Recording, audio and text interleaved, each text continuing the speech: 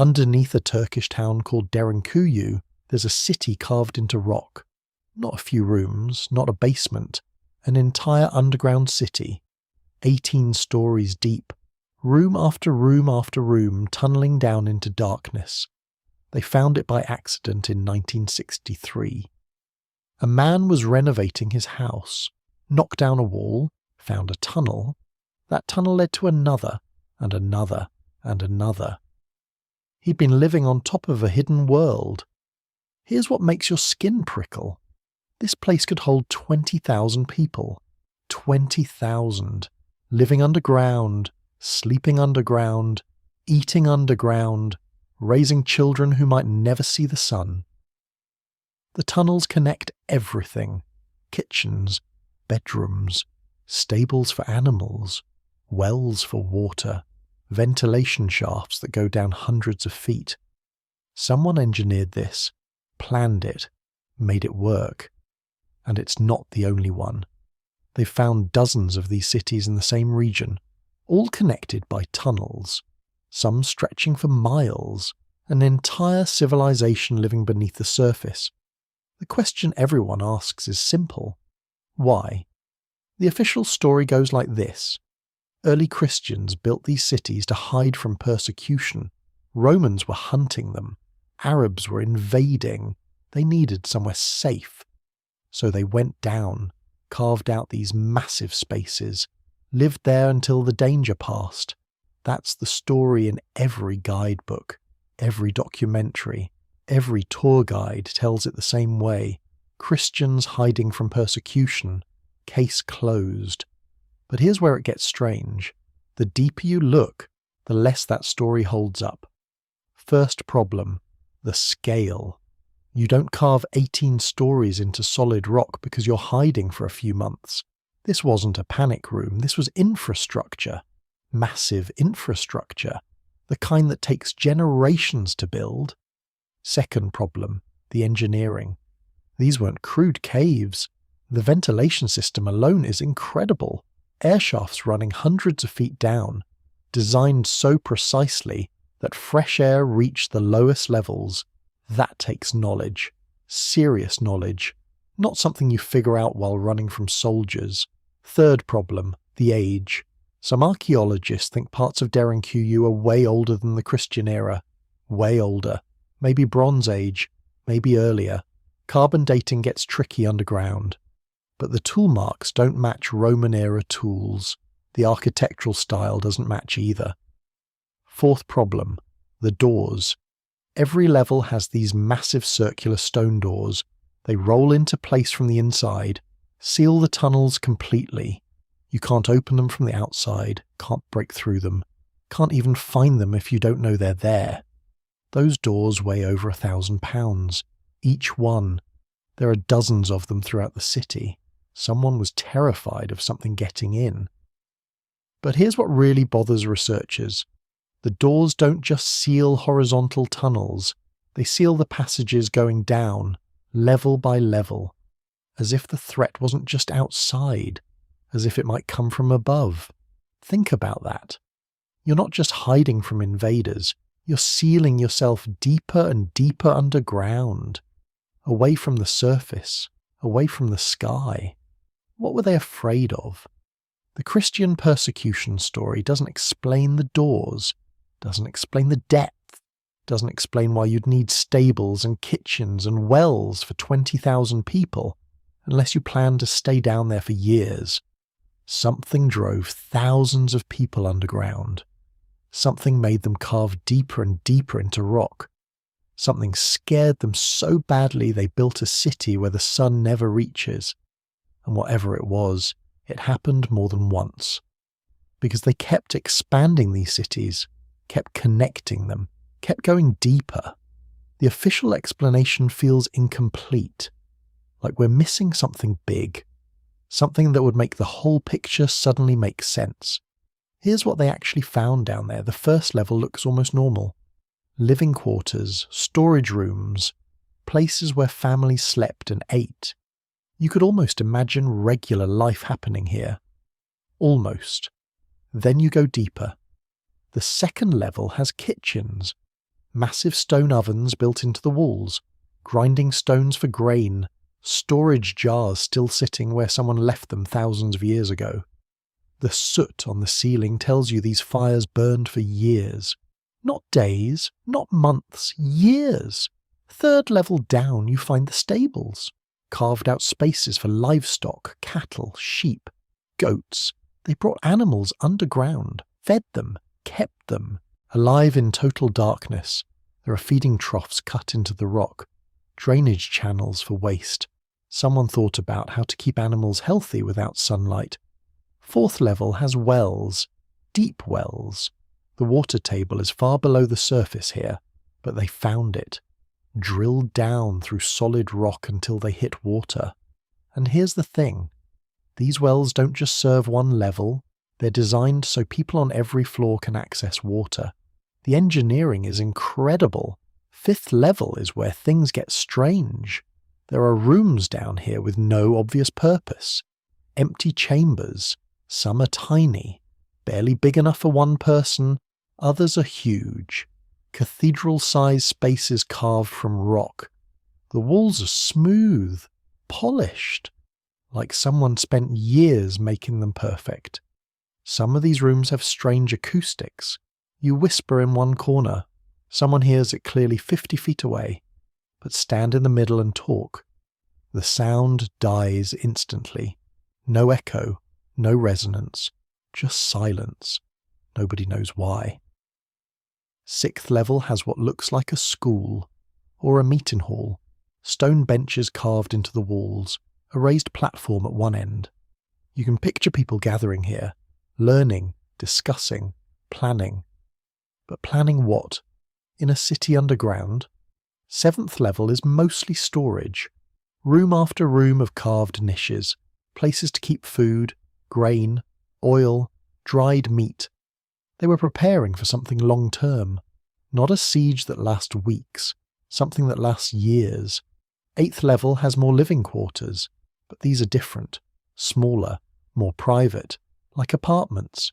Each one has its own little kitchen area, its own storage, as if families lived here independently, not just hiding together, actually living, building lives in the dark. Ninth level is where the ventilation shafts really show their genius. These shafts run from the surface all the way down, hundreds of feet. They're not straight. They zigzag, turn corners, split into branches, but somehow fresh air reaches every level, even down here, 9 stories underground. You can feel the breeze. Engineers have studied these shafts for decades. They still don't fully understand how they work. The angles are perfect. The width changes at specific points. It's like someone understood fluid dynamics, understood how air moves through confined spaces, understood it better than we did until recently. 10th level has what might be a chapel, or a temple, or something else entirely. There's a room with a domed ceiling, carved pillars along the walls, a raised area at one end that could be an altar, or a stage, or a throne. The floor has channels cut into it, leading to a central drain. Some archaeologists think they performed rituals here. Others think it was just for water management. The walls have marks, not writing, not pictures, just marks. Deliberate cuts in the stone, patterns that might mean something, or might mean nothing. Nobody can read them. 11th level is mostly tunnels, connecting passages. Some lead to other parts of the city, some lead to other underground cities entirely, miles away. You could walk from Derinkuyu to another city without ever seeing daylight. Think about that. An entire network, underground, connecting multiple cities. Some of these tunnels are tall enough to walk upright, others you have to crawl through, but they're all there, all functional, all still usable after thousands of years. 12th level has more of those massive stone doors. Each door is carved from a single piece of rock, perfectly circular, about 5 feet across, over 1,000 pounds. They roll on a track cut into the floor. When they're open, they sit in a carved niche, invisible from the tunnel. When they're closed, they seal completely. The mechanism is simple but brilliant. A hole in the centre. You put a pole through it. Use leverage to roll the door. From the inside, one person can move it. From the outside, even if you found it, you'd need a battering ram, and good luck finding it. The edges fit so perfectly you can't see the seam. 13th level is where things get uncomfortable. The rooms down here are different. Rougher, less finished. Like they were carved in a hurry, or like they ran out of time, or like something changed and they needed to go deeper fast. There are scratch marks on some walls, not tool marks, different. Like something clawed at the stone. Archaeologists say it's probably from later use. Animals, erosion, natural processes. But the marks are deep, and they're everywhere in certain rooms. 14th level has what looks like a prison. Small rooms, heavy doors, no windows, no ventilation except what comes down the main shaft. You could lock someone in here and they'd have air, water from the wells, but no light, no space, no way out. Or maybe they're not prisons. Maybe they're panic rooms, places to hide if something got past all the other doors. Final refuges, last resorts. 15th level is mostly collapsed now, but you can see what's left. More living spaces, more storage, the same pattern repeating, as if they just kept building the same city over and over, stacking it deeper and deeper. 16th level is barely accessible, too dangerous. The rock is unstable, but archaeologists have mapped some of it. More rooms, more tunnels, more evidence that people live down here. In the darkness, in the silence. 17th level is mostly sealed off. They know it's there. Ground-penetrating radar shows empty spaces, but nobody's been down there in decades. Too risky. Too deep. 18th level is theoretical. Some scans suggest there might be more below. Other scans say the rock is solid. Nobody knows for sure. Nobody wants to dig down there and find out. Here's what bothers researchers most. The stuff they found. Not what you'd expect from people hiding short term. They found looms for weaving cloth. You don't bring a loom if you're hiding for a month. You bring a loom if you're staying. They found toys, carved wooden animals, stone dolls. Children lived here, played here, grew up knowing only these tunnels, these rooms, this darkness. They found graves, small ones, infant-sized. People are born down here, and some died down here, never saw the sun, never felt rain, never knew anything but rock and shadow. They found cooking areas with decades of soot build-up, grinding stones worn smooth from years of use, storage jars with residue from foods we can't identify, evidence of life, long-term life, generations maybe. They found trash heaps, carefully managed, sorted, buried in specific chambers, like they had a system, rules, a functioning society underground. The official story says Christians hiding from persecution. But Christians didn't have this kind of organization, this kind of planning, this kind of time. You don't build 18 stories down because soldiers are coming next week. You build 18 stories down because you know something is coming. Something that won't leave. Something you need to outlast. And you don't build it alone. This took thousands of people, decades of work, maybe centuries, coordinated effort, shared purpose, shared fear. What were they running from? What scared an entire civilization so badly they chose darkness over light, chose rock over sky, chose to raise their children in tunnels rather than face whatever was up there? The evidence is all there, carved into stone, preserved in the dark. But it doesn't answer the big question. It just makes the mystery deeper. 20,000 people living underground for years, maybe generations, and we still don't know why. If you're using this to fall asleep, that's exactly why I make these videos. Maybe subscribe and let me know where you're watching from and what time it is. There's something comforting about that. Strangers across the world, all wondering about the same strange things, all letting the same questions carry them towards sleep.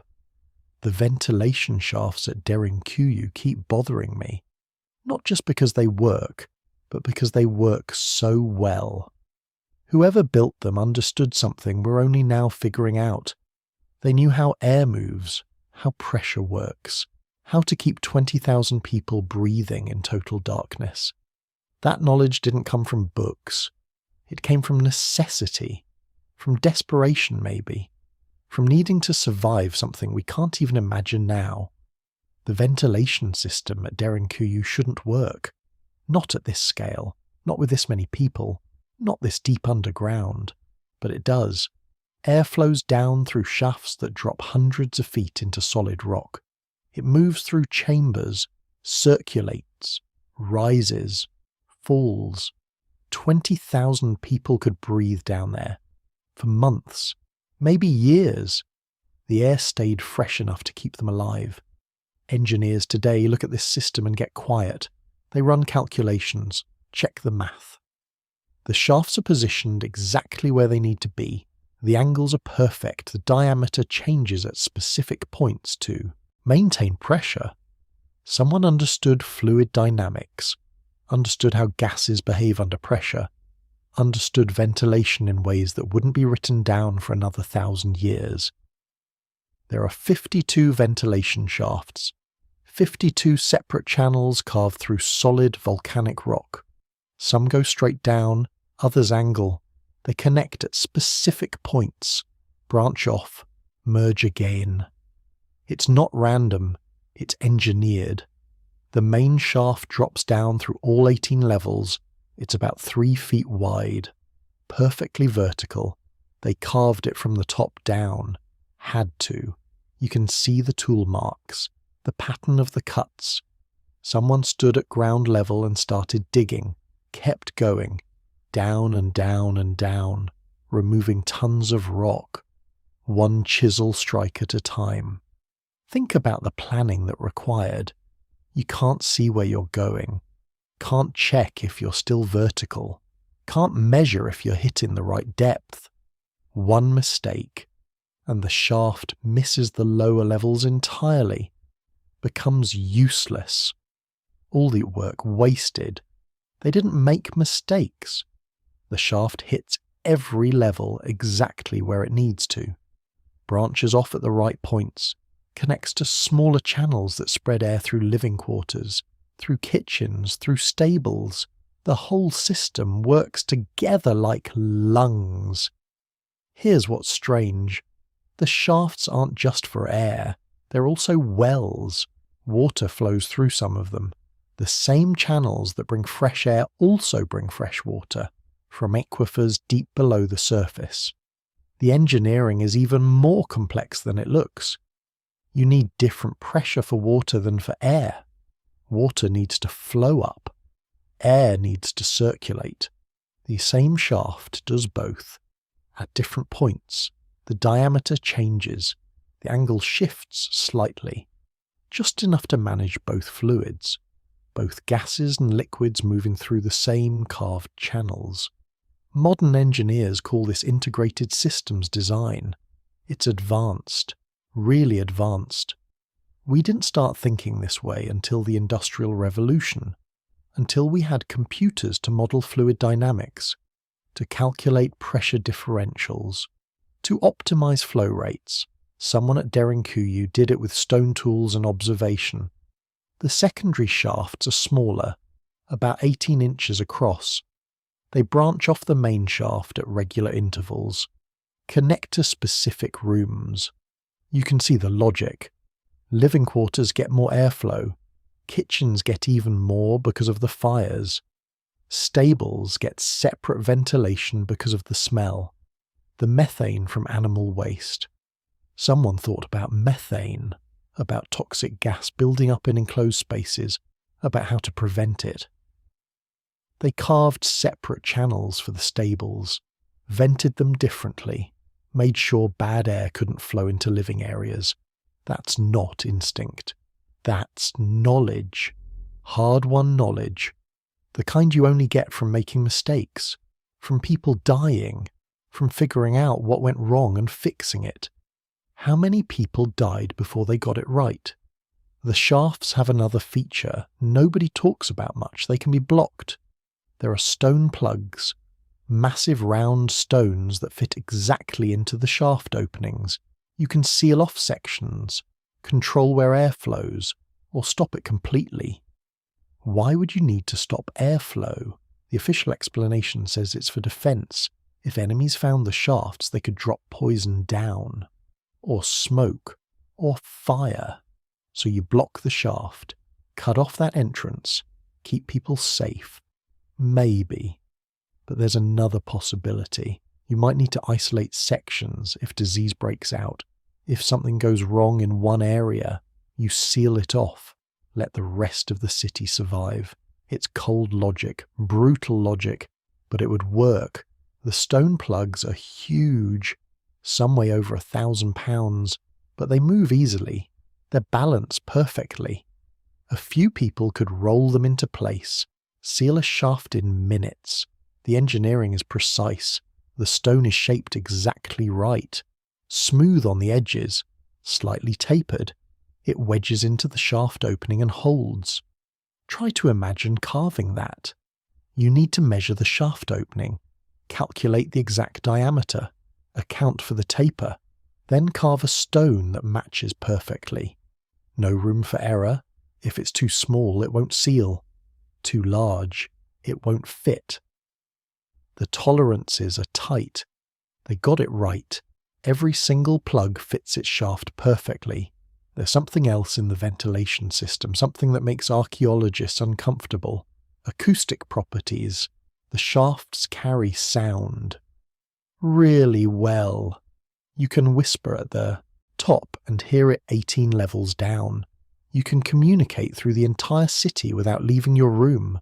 Was that intentional or just a side effect? Nobody knows, but it's useful. Really useful. If you're coordinating 20,000 people in total darkness, sound matters. You need to communicate, need to send warnings, need to organize. The shafts let you do that, whether they were designed for it or not. Some researchers think the acoustic properties prove the city was religious, that the shafts were for prayers, for chanting, for connecting different levels spiritually. The sound carries in strange ways, echoes, reverberates, changes pitch as it moves through the rock. Maybe sound was just another resource. Another thing that needed to be managed, like air, like water, like light. The deeper shafts show different construction techniques. The upper levels are carved carefully, smooth walls, even surfaces. The lower levels are rougher, faster work, less refinement, like they were in a hurry, or like they learned as they went, started careful, got confident, worked faster, or like different people carved different sections, different generations maybe, different skill levels. The city wasn't built all at once. It was expanded over time, dug deeper, spread wider. Each generation added more. You can see it in the rock, different tool marks, different techniques, different levels of precision. The oldest parts are actually the most refined. The newest parts are rougher. That's backwards from what you'd expect. Usually technology improves over time. Here it seems to get cruder. Unless the urgency increased, unless later generations were digging faster. Needed more space immediately, couldn't afford to take their time, were running from something, or preparing for something. The ventilation shafts in the newer sections are less sophisticated. They work, but they're simpler. Straight down. No branching, no integrated water systems, just air channels. Like whoever carved them knew the basics but not the advanced techniques.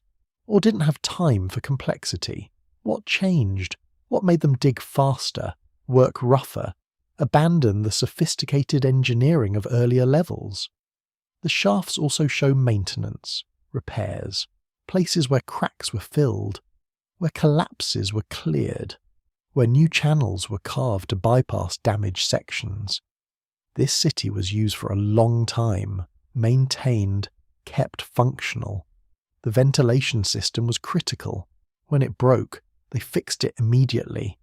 Some shafts show fire damage, soot, heat cracks in the rock. Something burned hot enough to damage stone. Not wood fires, not cooking fires, something else. The damage is localized. Specific shafts, specific levels, like targeted attacks or accidents that spread. The soot patterns are strange. They suggest fire moving up the shafts, rising, which makes sense. Hot air rises, but some shafts show damage at multiple levels, not connected, like separate fires, separate events, different times maybe. Were they attacked? Did enemies find the shafts and drop burning materials down? Or was it internal? Accidents? Deliberate destruction when they finally abandoned the city? Nobody knows. The damage is there. The evidence is clear. The interpretation is guesswork. Here's what keeps engineers up at night. The math works too well. The shaft diameter, the spacing, the angles, the pressure differentials. It's all optimized. Not just functional, optimized. The best possible design for moving air through solid rock at this scale. How did they know? How did they calculate? They didn't have computers, didn't have fluid dynamics equations, didn't have sensors to measure air pressure and flow rates. They had observation, trial and error maybe, and something else, some understanding we're missing. Modern ventilation engineers use software, complex models, years of research. They design systems for skyscrapers, for submarines, for spacecraft. They look at Derinkuyu and see their own techniques, their own solutions, implemented in stone, thousands of years before the math was invented to explain why it works. That's not primitive. That's not lucky. That's sophisticated engineering, based on principles we're only now rediscovering, based on knowledge that was somehow lost. The question isn't just how they built it, it's how they knew what to build, how they understood what was needed before they started carving, before they committed to channels that would take years to complete. They got it right the first time. The main shaft is perfect. The branches are exactly where they need to be. The whole system functions as designed. Someone knew, someone understood, and they never wrote it down, never explained it, never left instructions, just left the evidence, carved into rock, working perfectly, silently demonstrating knowledge we thought was modern. The ventilation shafts at Derinkuyu are teaching us something about ancient engineering, about human capability, about what's possible with determination and observation and desperate need. They're showing us that our ancestors were smarter than we assumed, more capable than we believed, more sophisticated than the history books suggest. They survived. That's what matters. They carved a city into rock, made it livable, made it work, kept 20,000 people breathing in total darkness for as long as they needed to. However long that was, the shafts are still there, still functional, still moving air after thousands of years, still demonstrating principles we're only beginning to understand, still keeping secrets we may never fully explain. The lowest level of Derinkuyu is different, quieter somehow, heavier.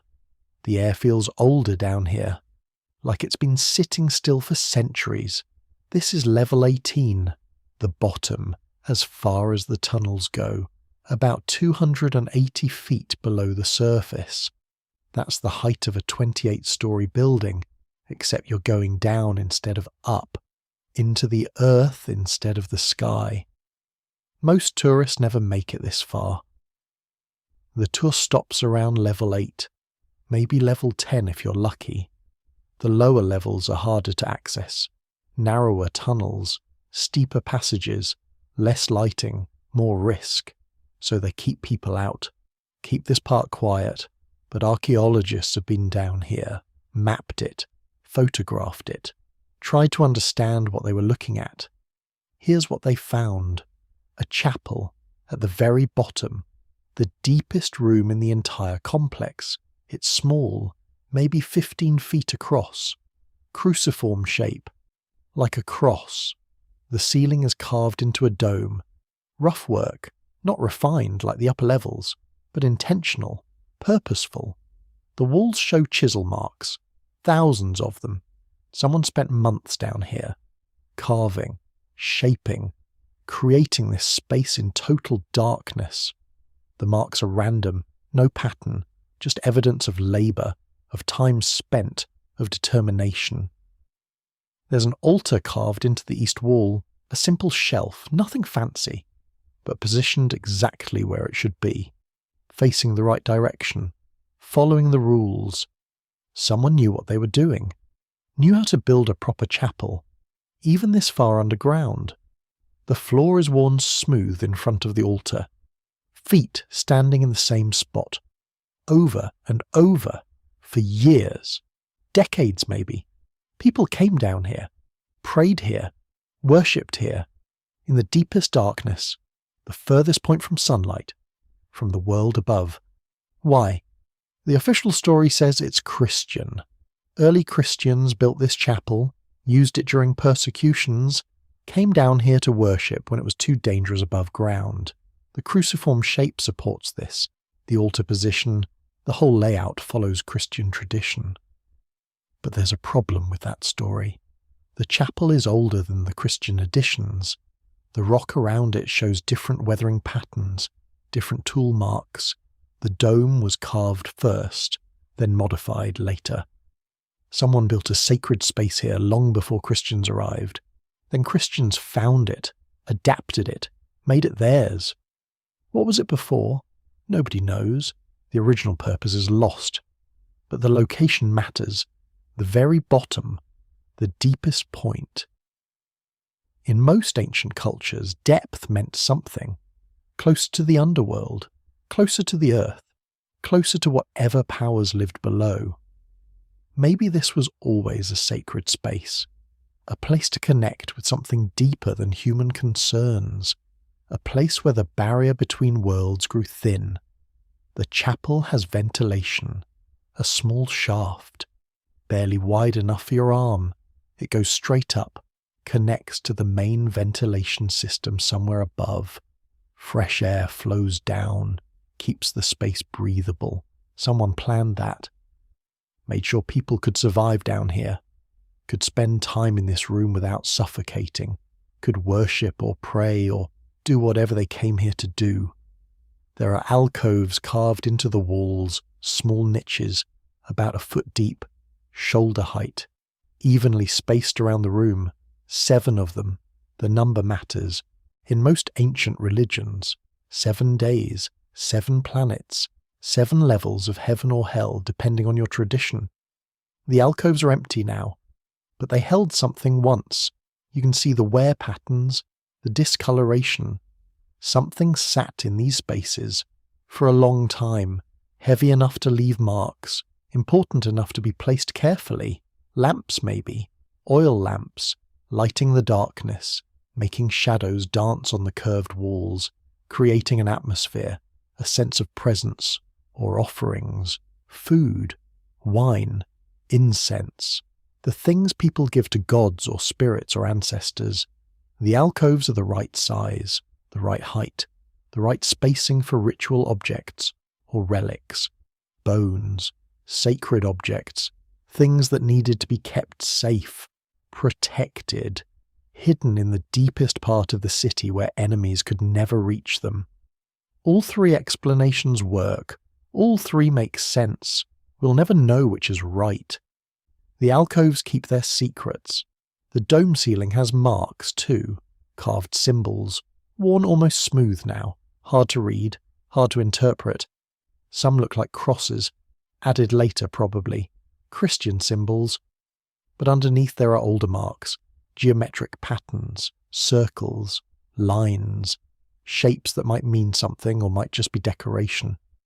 Archaeologists have photographed them, studied them, compared them to other ancient symbols, found similarities, found differences, found nothing conclusive.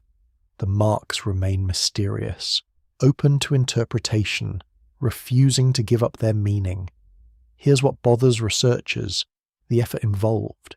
Carving this chapel took months, maybe years, moving tons of rock, one chisel strike at a time, in near total darkness, at the absolute bottom of the city, the hardest place to reach, the most difficult place to work. Why go to all that trouble?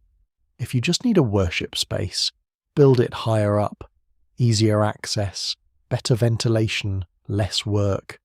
The upper levels have plenty of room, plenty of suitable spaces, but someone chose this spot, the very bottom, the deepest point, the hardest location. That choice means something. Location was important. Depth mattered. Being at the bottom was the point. In Hittite religion, the underworld was sacred, a place of power.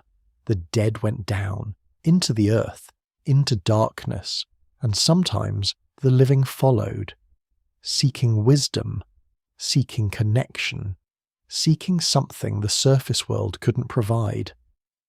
Maybe this chapel was a gateway, a threshold, a place where you could reach down into whatever lay beneath, where prayers travelled deeper, where the boundary between life and death grew thin enough to cross.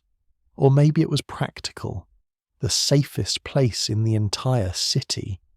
If enemies broke through the upper levels, this would be the last refuge, the final sanctuary, a place to retreat when everything else failed, a place to pray when hope was running out. Both explanations fit, both make sense. History rarely offers simple answers. The tunnel leading to the chapel is narrow, really narrow. You have to crouch, sometimes crawl. It's intentional, not a mistake, not poor planning. The other tunnels are wider. This one was made small on purpose. It's a filter, a barrier. Not everyone can get through.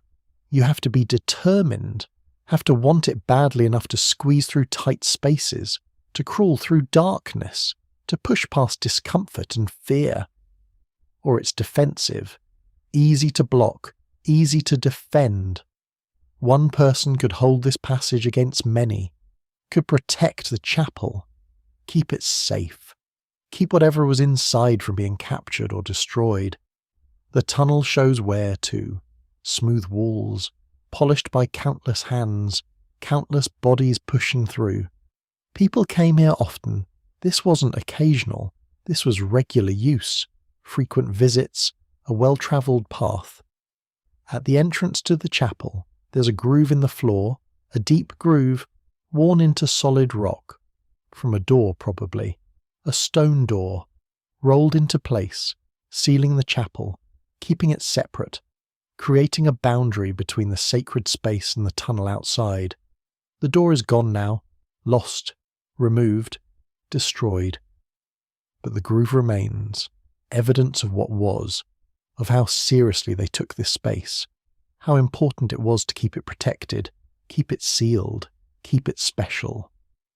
Inside the chapel, the acoustics are strange. Your voice sounds different, deeper, fuller, like you're speaking into a well. The dome shape creates this effect, amplifies sound, makes whispers audible, makes prayers resonate. Was that intentional? Did they understand acoustics well enough to design for it? Or was it a happy accident, a side effect of the shape they needed for structural reasons? Modern architects study spaces like this, study how ancient builders created acoustic effects without modern tools, without mathematical models, without sound meters. They just listened, adjusted, tried again, got it right through trial and error and careful observation.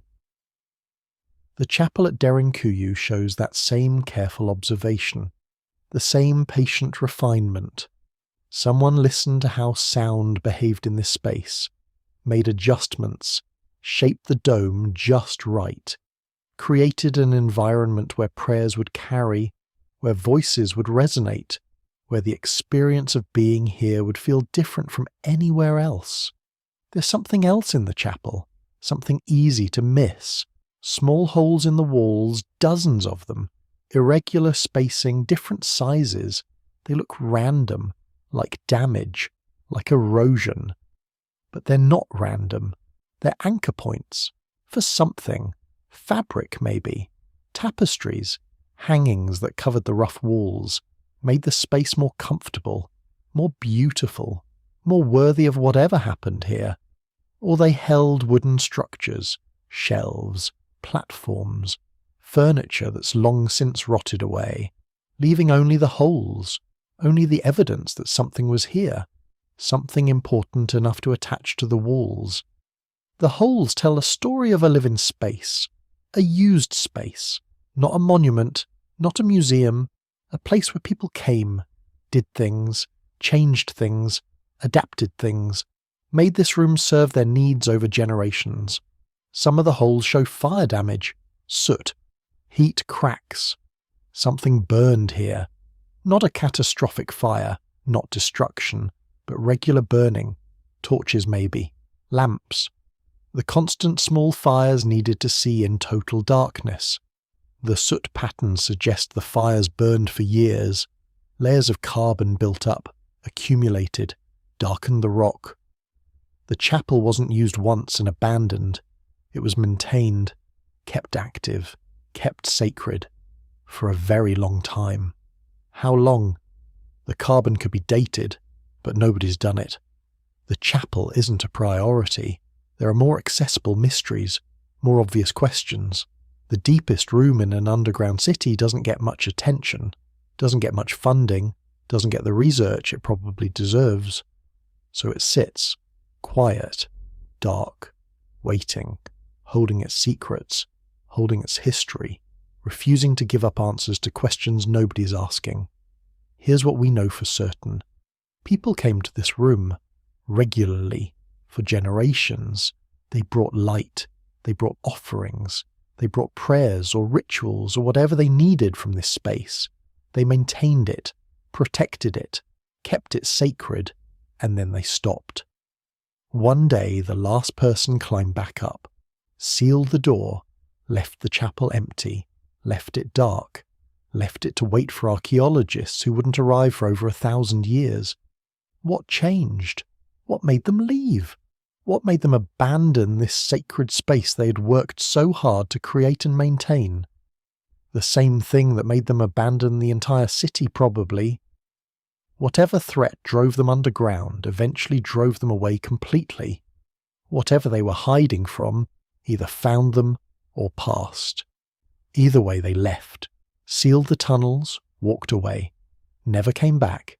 The chapel remains, evidence of faith, evidence of determination, evidence that even in the deepest darkness, even in the furthest retreat from the surface world, humans create sacred spaces, mark boundaries between the ordinary and the holy, reach for something beyond survival. That might be the most human thing about Derinkuyu. Not the engineering, not the scale, not the survival instinct, but this. A chapel at the very bottom, a space set aside for something more than breathing and eating and hiding, a space for meaning, for connection, for whatever it is that makes us more than just clever animals trying to stay alive. The tour guides don't talk about this much. It's too far down, too hard to explain, too ambiguous. Tourists want clear answers, simple stories. The chapel offers neither, but it's there, waiting, dark, silent, holding questions we're not ready to ask, holding answers we're not ready to hear, holding space for mysteries that might never be solved. And maybe that's okay. Maybe some places are meant to stay mysterious, meant to keep their secrets, meant to remind us that we don't know everything, that our ancestors had depths we're only beginning to understand, that the past is deeper and stranger and more complex than any story we tell about it. The chapel sits at the bottom, the deepest point, the final level, where the city ends and the earth begins, where human effort meets the limits of what's possible, where faith meets darkness, where questions outnumber answers, and it waits. Here's what they didn't find at Derinkuyu, and that absence might be stranger than anything they'd discovered. No weapons. Think about that for a second. 20,000 people, living underground, hiding from something. Enough fear to carve 18 stories into solid rock. Enough desperation to live without sunlight for months or years. And yet, no weapons, no swords, no spears, no shields, no armour, no arrows, nothing you'd use to fight, nothing you'd use to defend yourself, nothing that says, we're preparing for battle. Archaeologists have mapped every level, photographed every room, catalogued thousands of artifacts, grinding stones, pottery, tools, cooking equipment, religious items, personal belongings, the debris of daily life. But weapons, zero, not a single one. That's weird, really weird. Because every other ancient settlement has weapons, lots of them. Weapons are everywhere in the archaeological record. They're one of the most common finds. Humans make weapons, always have. It's what we do, but not here, not at Derinkuyu. The official explanation goes like this. These were Christians, early Christians, pacifists. They believed in turning the other cheek, believed violence was wrong, so they didn't carry weapons, didn't make weapons, didn't even think about weapons. They just hid, prayed, waited for persecution to pass. That sounds nice, peaceful, noble even. But it doesn't quite add up. Here's why. Those massive stone doors, the ones that roll into place and seal off tunnels, they weigh close to 1/2 ton each. You can't move them from the outside, only from the inside. They're designed to trap people, to crush them, to kill them if they try to force their way through. Those aren't peaceful. Those are weapons, just not the kind you swing. The narrow passages, the choke points, the places where tunnels squeeze down so only one person can pass, those are tactical, defensive architecture, force multipliers. One person can hold those passages against many, can fight, can kill if necessary. The city itself is a weapon, a massive stone fortress designed to protect against invasion, to withstand siege, to make attackers pay for every foot of ground. That's not pacifism, that's strategy. So why no swords, no spears, no conventional weapons? Maybe they didn't need them. The architecture did the fighting for them. You don't need a sword when you can seal a tunnel and suffocate your enemies. You don't need spears when you can drop stones from above. You don't need arrows when gravity does the work. Or maybe weapons were forbidden, not by religion, by law, by whoever ruled this place. Keep the population unarmed, keep them dependent, keep them from turning on their leaders, control through vulnerability. That's dark. But it fits. Underground cities need order, need hierarchy, need someone making decisions. And armed populations ask questions, make demands, challenge authority. Unarmed populations do what they're told. Some researchers think the weapons were taken when people left. Valuable items, worth carrying, worth keeping for whatever came next. They took their swords and shields and left everything else behind. But that doesn't work either, because they left other valuable things. Gold jewellery, silver coins, religious artefacts, things worth more than weapons, things easier to carry. If they took weapons for value, why leave the rest? Unless the weapons weren't theirs to take, unless weapons belonged to someone else. Soldiers maybe, guards, people who lived somewhere else, who came to protect the city when needed, who left when the danger passed, taking their weapons with them. That makes sense. Professional defenders, standing army, stationed nearby. The civilians at Derinkuyu just hid. let the soldiers handle the fighting, stayed safe in their stone warren while battles raged above. But there's no evidence for that either. No barracks, no military structures, no signs of soldiers living nearby. The region around Derinkuyu shows farms, villages, normal civilian life. No fortresses, no garrisons, no military presence. So we're back to the mystery. No weapons, no explanation, just absence. Here's another thing they didn't find. Fortifications above ground. The entrance to Derinkuyu is just a hole, a tunnel mouth. Nothing protecting it, no walls, no towers, no defensive structures, just an opening you could walk right into. That's strange for a place this defensive. If you're worried enough to build underground, you'd protect the entrance, make it hard to find, hard to access, hard to breach, but they didn't. The entrance is obvious, vulnerable, almost inviting. Maybe that's the point. Maybe the entrance was meant to be found, meant to draw enemies in, lead them into the tunnels where the real defences waited, where stone doors could seal, where passages could trap, where the architecture became the weapon, a trap, not a fortress, a different kind of defence. Or maybe the entrance was hidden differently, covered, disguised, made to look like something else. And what we see now is just what remains after centuries of exposure, after the disguise wore away or was removed. We don't know. The surface structures are gone, destroyed, built over, lost to time. We only have the underground parts, only the pieces that survived. They didn't find bodies either. No mass graves, no burial chambers, no evidence of people dying down here. That's good in one way. Means the city worked, kept people alive, protected them from whatever they feared. But it's strange in another way. People die, always, especially in crowded conditions. Disease spreads, accidents happen, old age comes for everyone. 20,000 people living underground for months or years. Some of them should have died down here. Where are they? Maybe they buried people above ground, carried bodies up, gave them proper burials in the sunlight, kept the city clean, kept disease from spreading. That's smart, that's planning. But it means extra trips to the surface, extra risk, extra exposure to whatever threat drove them underground. You don't make those trips unless you have to, unless cultural or religious rules demand it. Or maybe they did bury people down here, in sections we haven't found yet.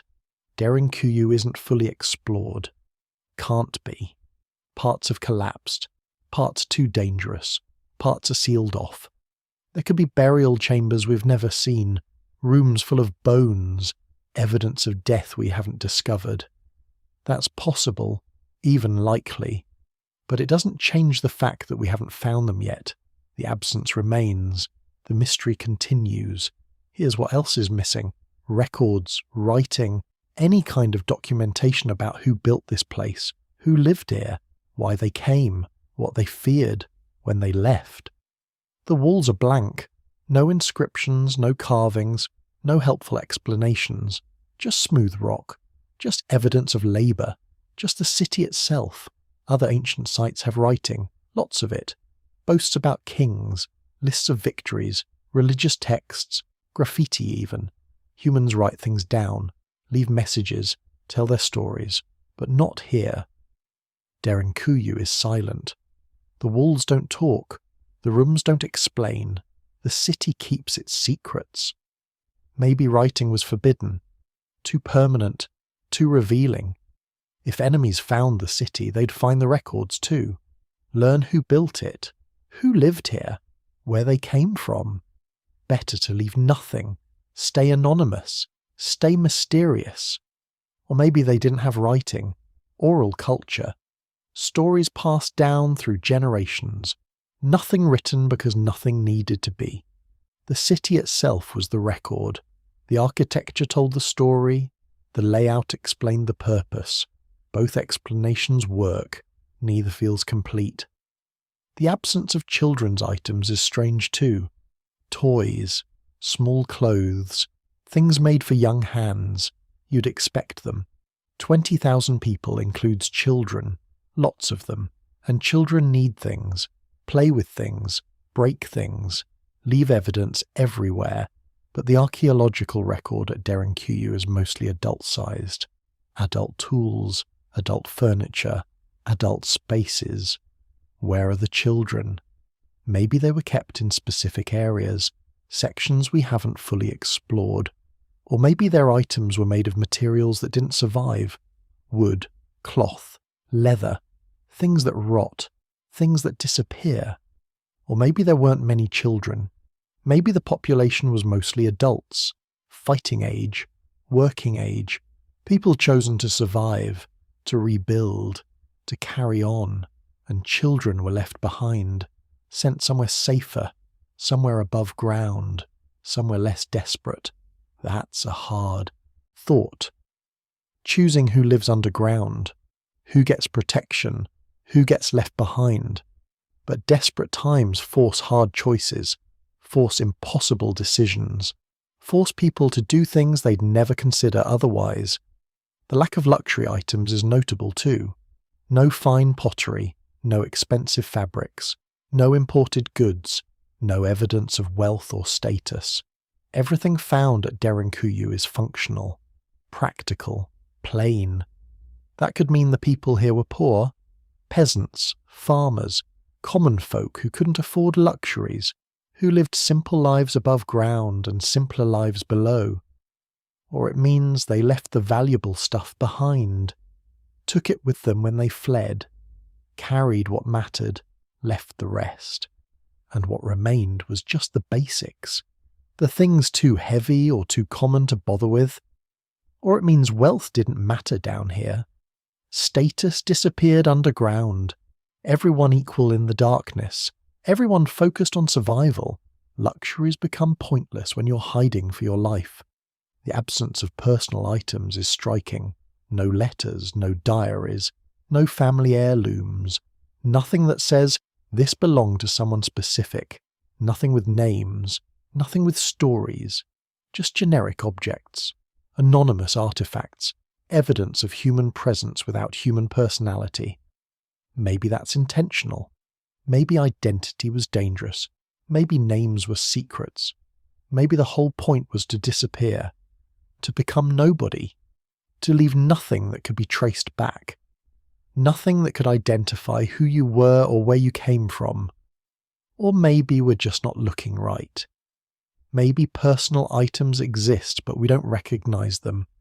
Maybe what looks generic to us meant everything to them. Maybe we're missing the significance, missing the stories, missing the humanity in the objects we've catalogued and forgotten. Here's what the absence tells us. Derinkuyu wasn't a city in the normal sense. It was something else. A refuge, maybe. A sanctuary. A place to hide and nothing more. You don't bring weapons to a hiding place. You don't bring luxuries. You don't leave records. You bring what you need to survive. You stay quiet. You wait. The city is a negative space, defined by what it lacks, by what was deliberately left out, by choices made in fear or wisdom or desperation. And maybe that's the point. Maybe the absence is the message. Maybe what they didn't bring matters more than what they did. Maybe we learn more from the gaps than from the artifacts. Derinkuyu is a place of missing things. Missing weapons, missing records, missing bodies, missing stories, missing answers. The archaeology of absence, the study of what isn't there. And in that absence we find questions. Better questions maybe than any answers could provide. Questions about what people choose when everything is stripped away. About what matters when survival is all that's left. About what we carry into darkness and what we leave behind in the light. The empty alcoves, the blank walls, the silent rooms, they all say the same thing. We were here, we survived, we left. And we're not telling you why. The network is massive, bigger than anyone expected, and it connects in ways that don't make obvious sense. Derinkuyu isn't alone. That's the first thing you need to understand. There's not one isolated underground city carved by one desperate community. It's part of something larger, Much larger. There are at least 36 underground cities in Cappadocia. 36 that we know about. Probably more waiting to be discovered. Some are small, a few rooms, 100 people maybe. Others rival Derinkuyu in size and complexity. And they're connected. Tunnels link them. Miles of tunnels running through solid rock. Connecting cities, joining populations, creating something that looks less like individual refuges and more like an underground civilization. The tunnels between cities aren't small either.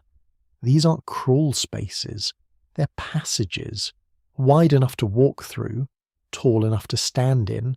Some stretch for miles, others branch and split, connect multiple cities in complex patterns.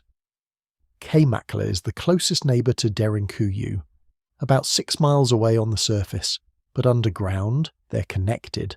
A tunnel runs between them, deep underground. Following the rock, avoiding surface landmarks, you could walk from one city to another without ever seeing daylight. That's deliberate, that's planning, that's coordination on a scale that suggests something bigger than local defence, something organised, something that required resources and labour and time that individual villages couldn't provide.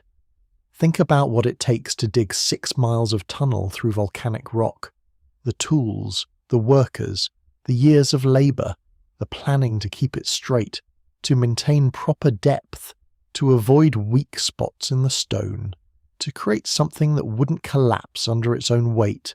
Now multiply that, because Kaymakla connects to other cities too, and those connect to others. The network spreads, branches, creates a web of underground passages linking dozens of settlements across the region.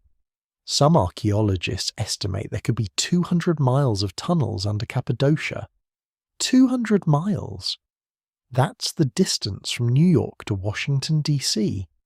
Except it's all underground, all carved by hand, all created by people using bronze tools and determination. Why build a network? Why connect the cities? If each one was built for local defence, why link them together? The obvious answer is communication, information. If one city spots danger, they can warn the others, send messengers through the tunnels, spread the word, give everyone time to seal their entrances and hide. That makes sense. That's practical. But it requires trust, requires cooperation between communities, requires everyone agreeing to share information, to help each other, to act as one system instead of competing villages. That's rare in the ancient world. Communities fought, competed for resources, protected their own interests. Building a connected network means giving up some independence, means relying on neighbours, means trusting them with your survival. So what threat was big enough to force that cooperation? What danger made rival villages work together? What enemy required a 200-mile underground network to defend against? Nobody knows. The threat left no clear evidence. No army camped outside, no siege weapons, no signs of the invasion everyone feared. Maybe the threat was sporadic. Raiders, bandits, groups that struck without warning and disappeared. You couldn't fight them in open battle, couldn't predict when they'd come, so you built a network, created safe zones, made it possible to vanish underground whenever danger approached. Or maybe the threat was environmental. Earthquakes, volcanic activity. The region is geologically unstable. Maybe the network allowed evacuation, let people move from damaged cities to safe ones, provided backup when disaster struck. Some researchers think the network served economic purposes, underground trade routes, protected passages for moving goods, ways to transport valuable items without risking surface travel. The tunnels would hide caravans, protect merchants, make commerce possible even during dangerous times. That's interesting. That changes the purpose, makes the cities less about hiding and more about continuing life, about maintaining civilization underground when the surface became too risky. But there's a problem with that theory. The tunnels are empty. No evidence of trade goods. No storage facilities along the routes. No signs of the commercial activity you'd expect from underground trade networks. Unless they cleaned up, took everything with them when they left, made sure nothing valuable remained. That's possible, but it feels incomplete. Here's what's really strange about the network: the engineering, the precision, the way tunnels maintain consistent depth and direction over miles of distance. How do you do that? How do you dig a tunnel 6 miles long and have it come out exactly where you planned?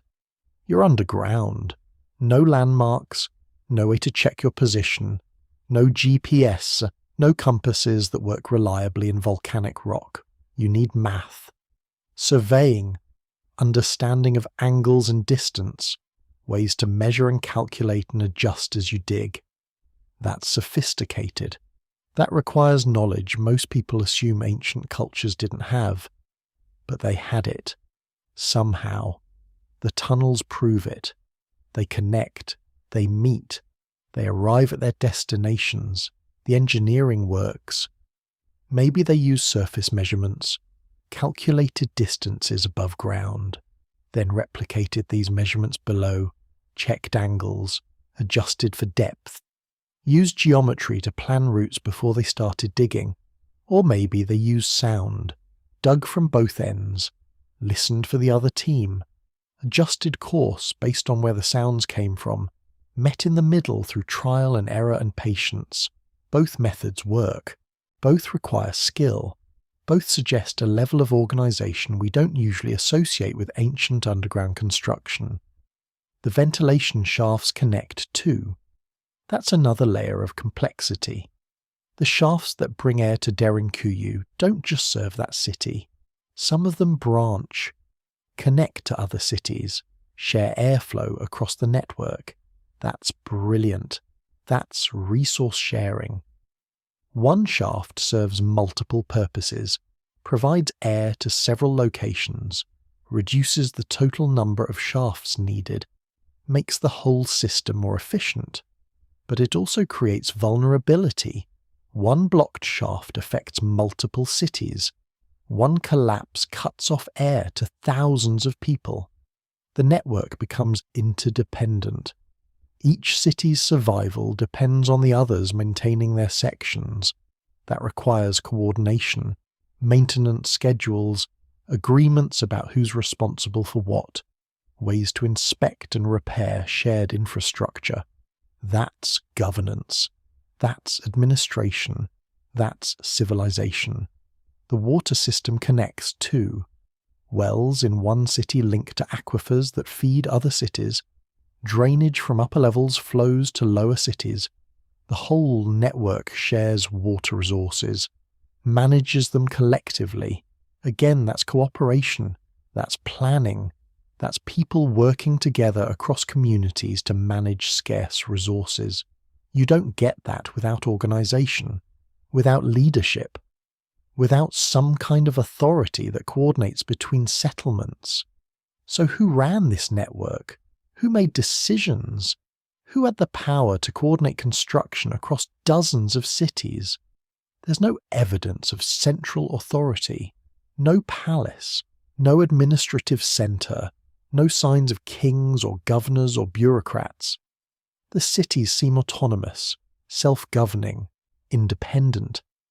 But the network suggests otherwise, suggests someone was planning, coordinating, making decisions that affected the whole system. You don't accidentally build 200 miles of connected tunnels. That's intentional. That's organised. Maybe it was religious. Church leaders coordinating their communities, using faith as the organising principle, making decisions based on shared beliefs rather than political power. That would explain the lack of obvious government structures. The authority would be spiritual, not political. Or maybe it was temporary. Emergency leadership that only existed during crises. Normal times, each city governed itself. But when danger came, they appointed coordinators, gave them authority to manage the network, then dissolved that authority when the threat passed. Both explanations fit the evidence. Both explain how you get coordination without obvious hierarchy. Both suggest flexible systems that adapted to circumstances. The timeline of construction adds another puzzle. These cities weren't built at once. They were expanded over centuries. Rooms added, levels deepened, tunnels extended. Each generation modified what the previous generation built. That means the network grew organically, started small, connected nearby cities first, then expanded, reached further, added more settlements. The final network represents hundreds of years of gradual growth, but someone maintained the vision. Someone kept the plan going across generations. Someone made sure new construction fit the existing pattern. That's cultural continuity. That's institutional memory. That's knowledge passed down and preserved. How do you do that without writing? Without records? Without blueprints and plans and documented procedures? You tell stories. You teach apprentices. You make the knowledge part of your culture, part of your identity, something everyone knows, because everyone needs to know. The network becomes tradition, becomes part of who you are. You don't question why you maintain the tunnels, you just do. Because your parents did, because their parents did, because that's what your people do. The knowledge stays alive through practice, through repetition, through cultural transmission. That's powerful. That's how civilizations preserve knowledge across centuries without writing it down, through doing, through teaching, through making the knowledge essential to survival. Modern surveys keep finding new connections, new tunnels, new cities. Ground-penetrating radar reveals passages no one knew existed, caves that might be entrances to unexplored sections. The network keeps growing, keeps surprising researchers. Some estimates now suggest the network might extend across the entire Cappadocia region, hundreds of square miles, dozens more cities waiting to be discovered, thousands more rooms, miles more tunnels. The scale keeps expanding. If that's true, if the network really is that large, then we're not talking about emergency refuges. We're talking about an underground civilization, a complete society that existed below ground, that lived and worked and thrived in darkness, that built something unprecedented in human history, that changes everything. That makes Derinkuyu not an anomaly, but a node, one piece of something vast, one city in an underground nation. The implications are staggering. Tens of thousands of people living underground for extended periods, across generations maybe, creating culture, developing traditions, building a civilization in the dark. What would that do to people? How would it change them? How would it shape their worldview, their beliefs, their understanding of reality? You grow up underground. Darkness is normal. Stone walls are home. The surface becomes foreign, dangerous, other. Maybe that's why they stayed, not because the threat continued, but because underground became normal, became comfortable, became who they were. The surface world lost its appeal, lost its necessity. Why risk it when everything you need exists below? That's speculation. But the network suggests something beyond temporary refuge, suggests permanence, suggests people who chose this life, who built it to last, who created something meant to endure. The connected cities, the shared resources, the coordinated construction, the maintained traditions, the expanding network. All of it points to something deliberate, something sustained, something that became its own reason for existing. We keep looking for the threat that drove them underground. keep searching for the enemy that forced this construction. But maybe we're asking the wrong question. Maybe the network itself became the purpose.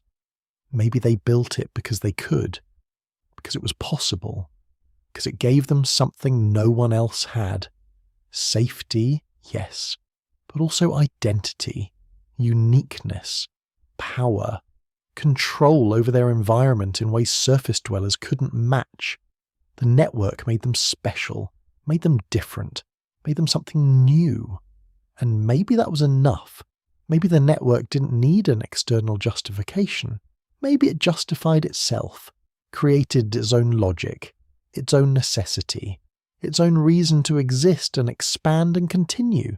The tunnels stretch through darkness, connect cities, link communities, create something that transcends individual settlements, something that becomes greater than its parts, something that turns isolation into connection, turns hiding into civilization, turns fear into purpose.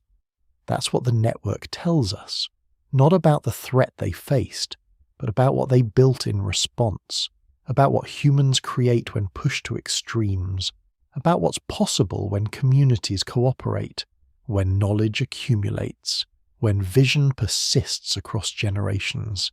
The network remains, the tunnels wait, the connections endure, and somewhere under Cappadocia, in darkness that hasn't seen light for centuries, the passages still run, still connect, still hold the memory of the people who carved them, who walked them, who built something that outlasted everything else they created. Let's talk about time, not just the passage of years, but the kind of time that gets lost when you start digging into the ground. Derinkuyu sits beneath layers of stone and soil, and beneath that, layers of history. But when exactly was it built? This is where things get strange. The timeline of these underground cities is one of the biggest puzzles in archaeology. It's not just about picking a date and moving on. It's about trying to read a story that's missing half its pages. Most ancient sites leave clues about when they were used. Pottery styles change, bones pile up, coins get dropped, people bury their dead in different ways over time. But underground, the rules change. The earth protects and hides things. It also mixes things up. Floods carry in mud. Earthquakes shake everything around. Later people move in, dig new rooms, leave their own stuff behind. It's like a house that's been remodeled by every family that ever lived there, and nobody ever bothered to throw out the old wallpaper. So when did Derinkuyu begin? The short answer, no one knows for sure. The longer answer is a mess of guesses, bits of evidence, and a lot of debate. Some say it started around 700 BCE. Others push it back to the Bronze Age, maybe as early as 2000 BCE. A few wild theories suggest it's even older, stretching into prehistoric times. The truth is, the rocks themselves don't care about our timelines. They just hold the tunnels, quietly ignoring our questions. Let's look at what archaeologists have to work with. Some of the oldest tools found deep in the tunnels are made of bronze. That places them somewhere between 3,300 and 1,200 BCE. But tools can travel. People might have lost them there centuries after they were made. Later they found iron objects too. That suggests people were using the tunnels during the Iron Age, after 1200 BCE. But did they build them then, or just move in? Then there's the pottery. Pieces from different levels date to all sorts of periods. Some are from the Hittite era, some are from the time of the Persians, some belong to the Romans and Byzantines. Each layer of pots tells a different story, but none of them say, "We started this." They just say, "We were here." Here's where it gets even more confusing. The architecture doesn't fit just one time period. The rooms in the deepest levels are rougher, simpler, not much decoration. As you move up, the rooms get larger, the ceilings get higher, the stonework gets smoother. Some of the upper tunnels have arches that look almost Roman. Some doorways are shaped like churches from the Byzantine era. It's like walking through a timeline, but the years aren't in order. Think about a family home. Maybe your grandparents built it. Over the years, your parents moved in and added a new room, painted the walls, changed the kitchen. Now you're living there, and you've got your own style. If someone digs up your house 1,000 years from now, how will they know which part happened when? That's what archaeologists face in Derinkuyu, but with even fewer clues. The real problem comes down to materials. Stone doesn't change much. You can't carbon date rock. You can only date what people left behind. Wood beams, if they survived, can be tested. But most of the wood is long gone, eaten by time, by water, by insects. Bones and seeds and bits of cloth can help, but those are rare underground. It's too dry, or too damp, or just too disturbed. Sometimes the only clues are scratch marks on the walls, marks left by tools. If you know what kind of tool made them, you can make a guess about when it was used. Bronze leaves different marks than iron, but even then, people sometimes reused old tools or copied old methods. It's a guessing game. So why does the timeline matter so much? Because it changes the story. If Derinkuyu started in the Bronze Age, that means people were building massive underground cities 3,000 years ago. That's before the Greeks, before the Persians, even before the rise of Rome. If it started in the Iron Age, it's still old, over 2,000 years, but not quite as mysterious. If it's even older, into prehistory, then almost everything we think we know about ancient engineering has to change. Let's dig into the earliest possible date. Some believe the first tunnels go back to the Hittites. The Hittite Empire ruled this region around 1600 to 1200 BCE. They built cities above ground, but also had enemies to worry about, especially the Assyrians to the south. Records from the Hittite time talk about invasions and attacks. Maybe they started digging to escape those threats. Maybe the oldest, roughest tunnels belong to them, but there's a catch. The Hittites wrote things down. They carved laws and stories into stone tablets. They left detailed records. Yet there's no Hittite writing in Derinkuyu. No tablets, no inscriptions, no names carved into the walls. If they built it, they didn't leave a signature. Jump ahead a few centuries. The Phrygians came after the Hittites, then the Persians, then the Greeks. Each group controlled this part of the world at some point. Each added their own layers to the story. During Persian times, Cappadocia was a crossroads. Armies moved through. Trade routes crossed the land. Maybe the tunnels were expanded then. Maybe they were used as hiding places from new threats. The Greeks arrived next. Alexander the Great swept across Anatolia in the 300s BCE. After him, his generals split the region. Greek became the language of power. But Greek writing isn't found deep, underground either. The Greeks built theatres, temples, and cities on the surface. The tunnels, if they used them, were probably already old. By the time of the Romans, Cappadocia was part of a giant empire. Romans built roads, forts, and cities. They loved stonework. Some of the smoother tunnels and larger chambers might be their handiwork. Maybe the Romans used the cities as storage or as places to shelter from bandits. Then came the Byzantines. Early Christians faced persecution. Some stories say they used Derinkuyu and the other underground cities to hide from Roman soldiers. There are chapels carved into the rock with crosses painted on the walls. That fits the Christian era. But again, these are on the upper levels. The deeper you go, the more ancient things start to look. There's even a story that during the Arab-Byzantine Wars, around the 7th and 8th centuries CE, people hid underground to escape raids.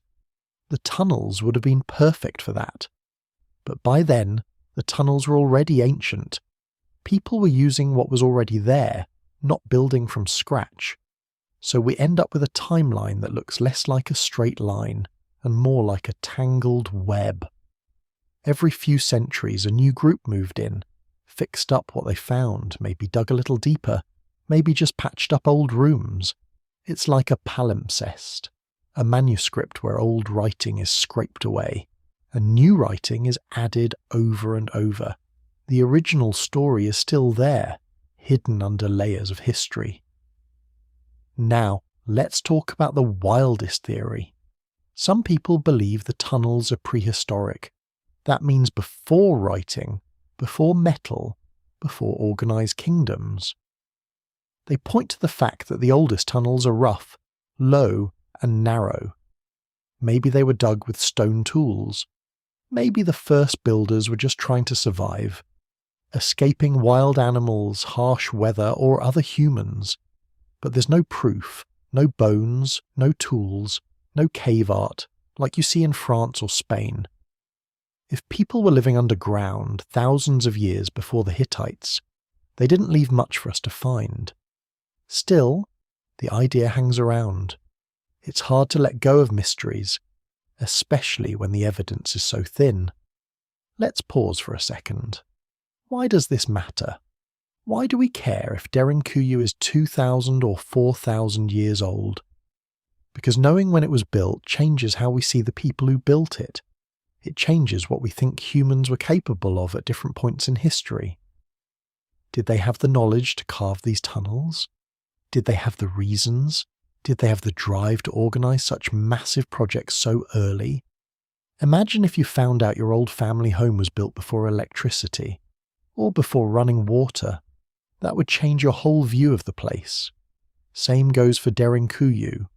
The older it is, the bigger the mystery. Now, here's something else to think about. The way the tunnels were expanded over time. They didn't build all 18 levels at once. That's clear. People added new rooms, deeper levels, new tunnels connecting to other cities. Sometimes you can see where the work changed. A rough wall gives way to smooth stone. A narrow passage opens into a big chamber. It's like watching time move underground.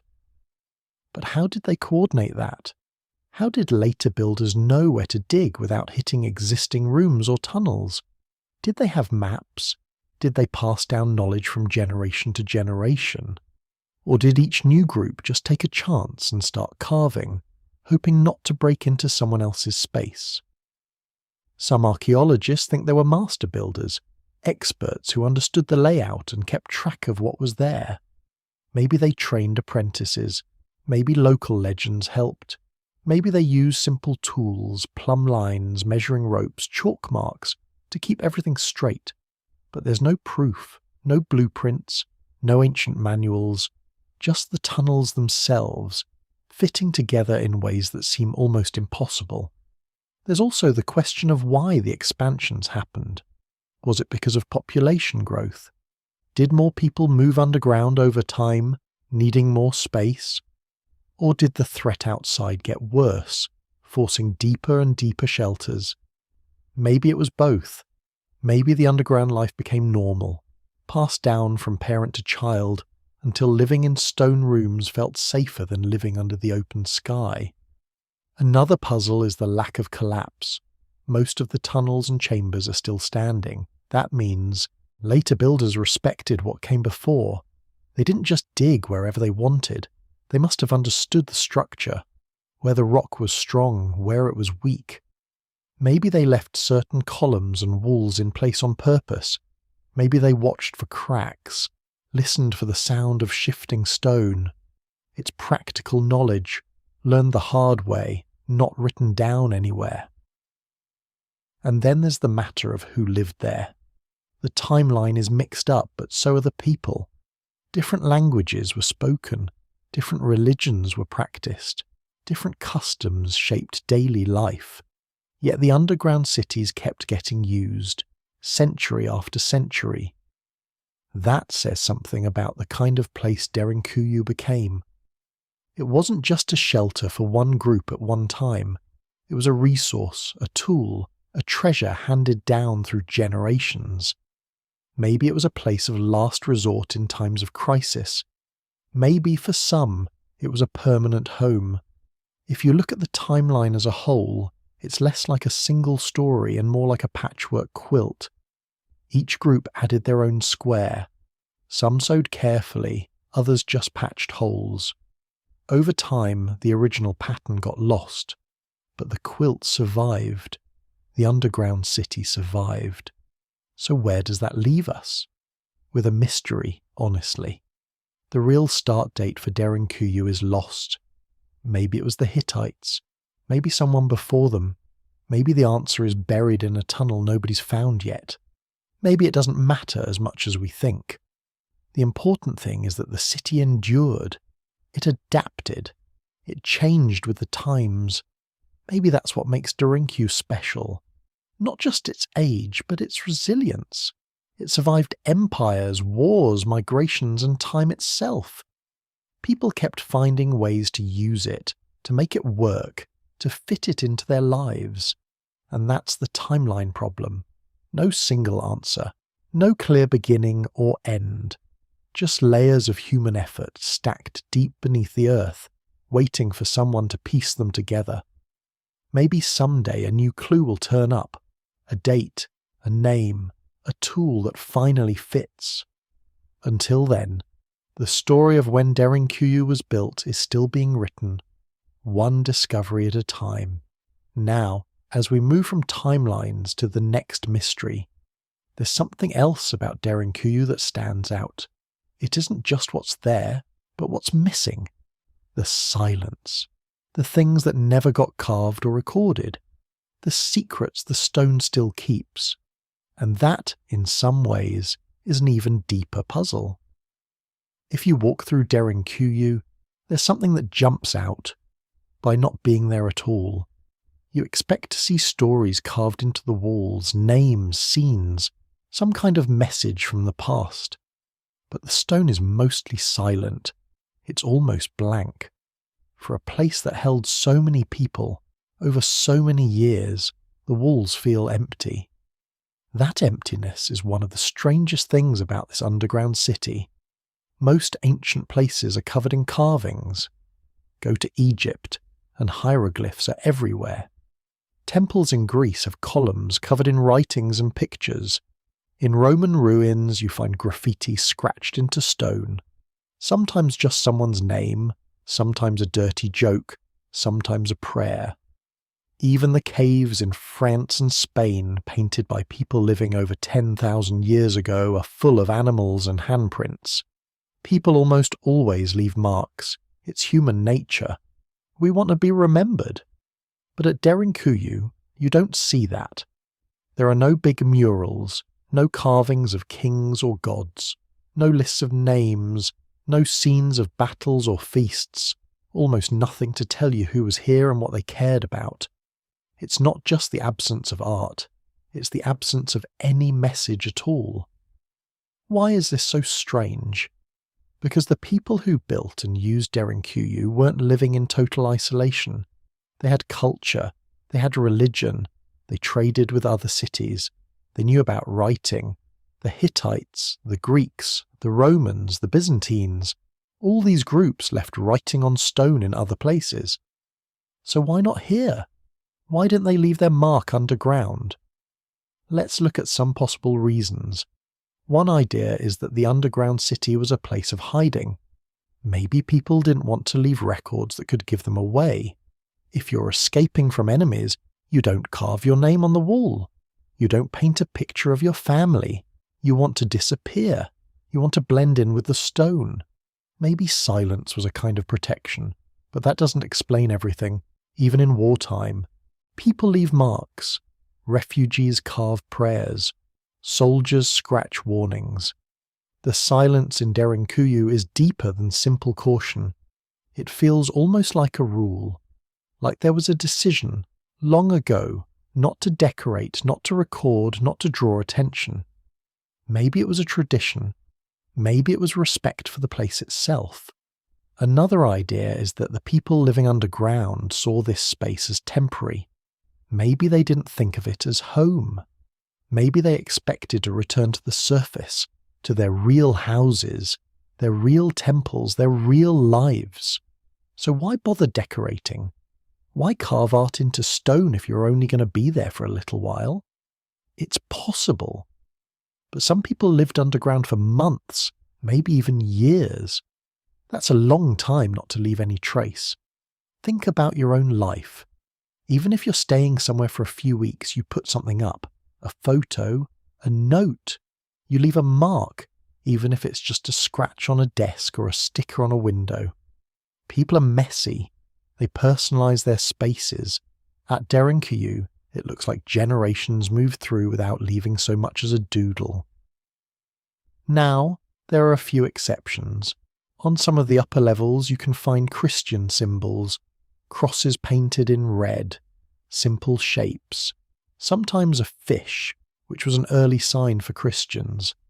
These marks are small, they look rushed, they're not big, fancy murals, they're not even scratched that deeply, and they're only found in certain rooms, usually spaces that seem like chapels or meeting halls. The deeper you go, the fewer symbols you see. By the time you reach the lowest levels, the walls are bare, just rough stone, no colour, no images. This pattern tells us something. The Christian marks were likely added later, maybe during the Byzantine era, when Christians used the underground city to hide from persecution. But even then, the markings are simple. It's like they didn't want to draw too much attention. Or maybe they were in a hurry. Maybe they thought they'd be back soon, so there was no time for art. Compare this to other ancient underground spaces. In the Roman catacombs, the walls are covered with paintings and inscriptions. People wrote names, prayers, even jokes. They drew scenes of heaven, fish, doves, and shepherds. It was a way of claiming the space, saying, "We were here, we believed, we hoped." In Derinkuyu, you get none of that. Just a handful of small crosses. That's it. So what about the earlier periods? The Hittites, the Phrygians, the Persians? These groups used writing. The Hittites in particular loved carving laws and records into stone. But in Derinkuyu, no Hittite symbols, no cuneiform, no official seals or royal names. It's just quiet. If the first builders were Hittite, they left no sign. If they were someone else, they left nothing we can recognise. One theory is that the first builders had a taboo against decorating the underground. Maybe they believed the earth itself was sacred. Maybe carving images underground was seen as disrespectful. In some cultures, the underworld is a place of spirits, ancestors or gods. Maybe the silence was a kind of offering, a way of showing respect. If that's true, the rule seems to have lasted a long time. Later groups didn't break it, even when they brought their own religions and ideas. There's another angle. Carving pictures and writing takes time. It takes effort. It means spending extra hours underground, working by lamplight in close air. Maybe the builders were too busy just making the tunnel safe and strong. Maybe they saved their energy for survival, food, water, shelter. Art was for later, when things were calm. But that brings us back to the earlier point. Some people lived down there for months, even years. If that was the case, why not decorate once things settled down? Some researchers have wondered if there used to be more art, but it was lost over time. Paint fades. Thin carvings get worn away by hands and feet. Maybe floods washed away old markings. Maybe later groups chipped off earlier decorations to make space for new ones. But when you look at the walls, they don't look scraped or cleaned. They just look untouched. It's not like someone erased the past. It's more like it never got written in the first place. When you add all this up, you're left with a real puzzle. For a city that could hold 20,000 souls, the silence is almost loud. It makes you wonder if there was some unspoken rule, a law passed down, never written, but always followed. Leave no trace. This missing art isn't just about pictures, it's about missing stories. No one declared, "We built this city." No one left a warning for the future. No one wrote a prayer or a poem. It's a gap not just in art, but in memory. Imagine if someone erased all the family photos from your house, took away your letters, wiped every signature from every wall. You'd still know people lived there, but you'd have no idea who they were. Now let's talk about another kind of missing carving. Directions. Derinkuyu is a maze. 18 levels deep, miles of tunnels, no maps, no signs, nothing to show you which way to go. In a modern building you see signs everywhere. Exit this way, restrooms that way, danger over here. Even other ancient sites have arrows and marks scratched into the stone showing the path. Here, nothing. How did people find their way? Maybe they memorized the paths. Maybe only a few people knew the full layout. Maybe the city's design was meant to confuse outsiders, to keep enemies lost in the dark. That's possible. But it would have confused the people living there too, especially kids or newcomers, or people moving between levels for the first time. You might expect at least some scratch marks for orientation, a symbol for food storage, a mark for water. But none have been found. It's as if everyone who lived there carried the map in their head. Or maybe they trusted someone else to lead them. That alone says something about the kind of community they built. A place where trust mattered, where secrets were kept close. Some researchers have looked for hidden marks, symbols too faint to see, or codes that only make sense if you know what to look for. But nothing's turned up. No secret language, no invisible ink, just stone, as silent as ever. The missing carvings pose another question. How did the city handle emergencies? Imagine a fire underground, or smoke, or an attack. In a place this big, you'd expect some instructions, maybe arrows pointing to fresh air, or a mark for a hidden exit. But there's no sign of any of that. If there were emergency plans, they weren't written down. They were passed mouth to ear, parent to child. It's possible this was on purpose. Maybe the leaders wanted to keep things secret. If you write down instructions, anyone can find them, including enemies. If you keep everything in memory, only insiders know how to survive. It's a risky system, but it might have worked for a while. Now, let's zoom out. This isn't just a problem for archaeologists, it's a problem for anyone who wants to understand the past. Without writing, without pictures, you're left with guesses. You have to read the layout itself as a kind of language. A round room means something. A narrow tunnel means something else. Where people chose to dig, how they shaped the stone, that becomes the story. But stone is a hard storyteller. It gives you facts, but not feelings. You can see where people slept, where they cooked, where they worshipped, but you don't know what they dreamed about or what made them laugh or what scared them in the dark. The silence is total. Let's get practical for a second. What about records kept on things other than stone?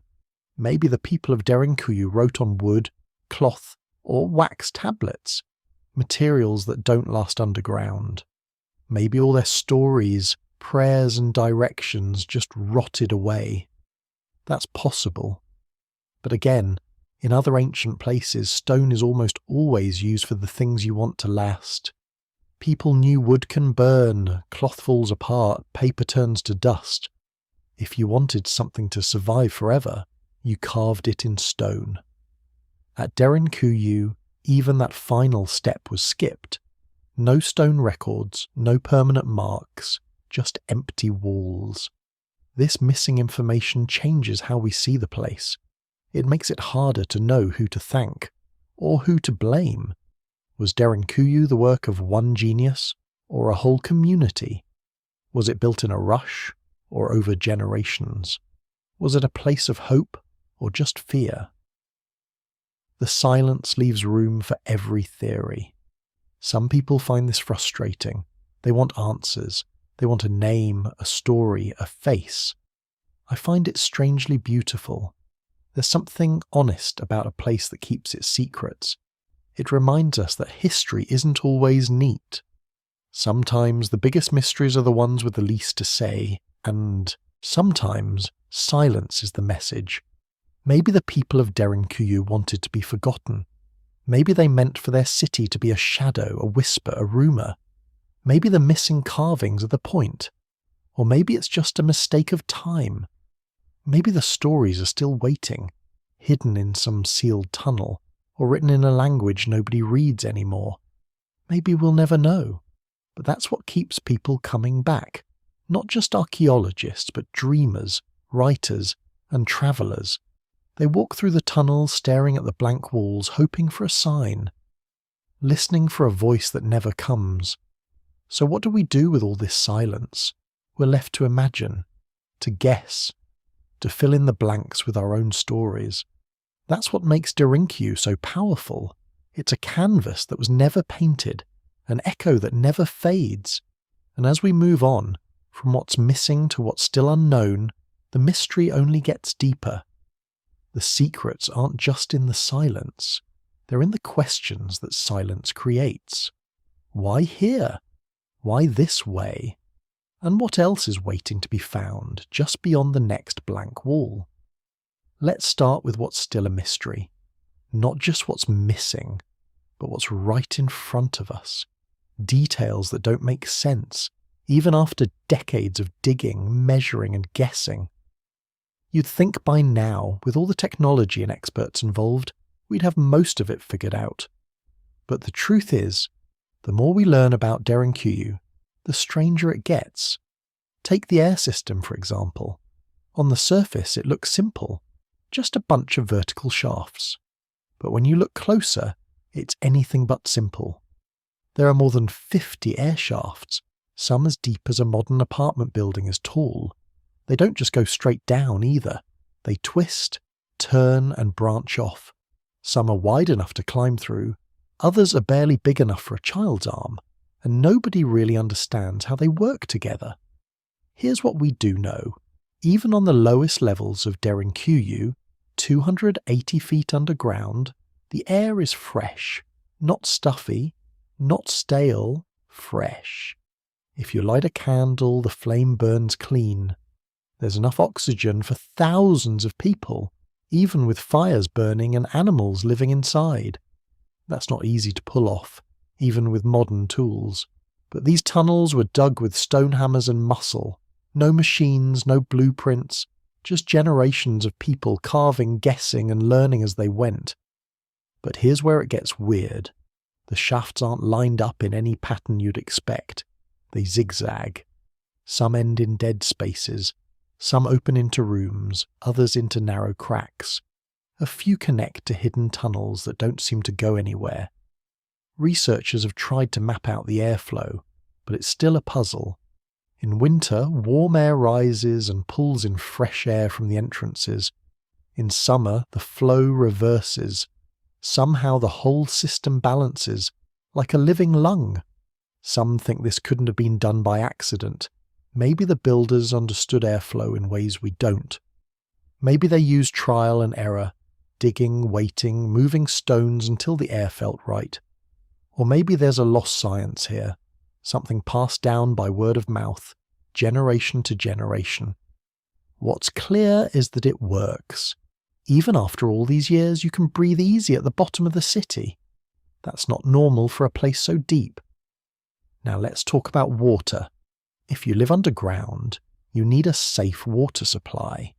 The people of Derinkuyu solved that problem in a way that's both simple and genius. There are wells drilled straight down from the surface to the lower levels. Some of these are over 200 feet deep. That's deeper than most wells even today. What's strange is that a few of these wells don't open on the surface at all. They're only accessible from inside the city. Why would they do that? Well, if you're hiding from enemies, you don't want someone poisoning your water from above. By sealing off the well from the outside, you make sure only people inside the tunnels can reach it. That's a smart move, but it also means you have to dig that well from below, through solid rock, without letting it collapse or get blocked. That's real engineering, And then there's the drainage. The city is built in a place that gets rain, snow and flooding from time to time, but the lower levels don't fill up with water. The floors slope just enough to carry water away, into side chambers or out, through hidden drains. There are channels carved along the walls, small gutters that keep the main tunnels dry. It's not flashy, but it's effective. You can walk for miles underground and never step in a puddle. People have tried to figure out how the builders knew where to dig. There are no signs, no blueprints, no written plans. Some say they must have used strings or plumb lines, dropping them from the surface to mark straight lines. Others think they followed natural cracks in the rock, letting the earth guide them. But the way the rooms are shaped, the way the tunnels twist and meet, feels too planned to be random. Let's move to another mystery.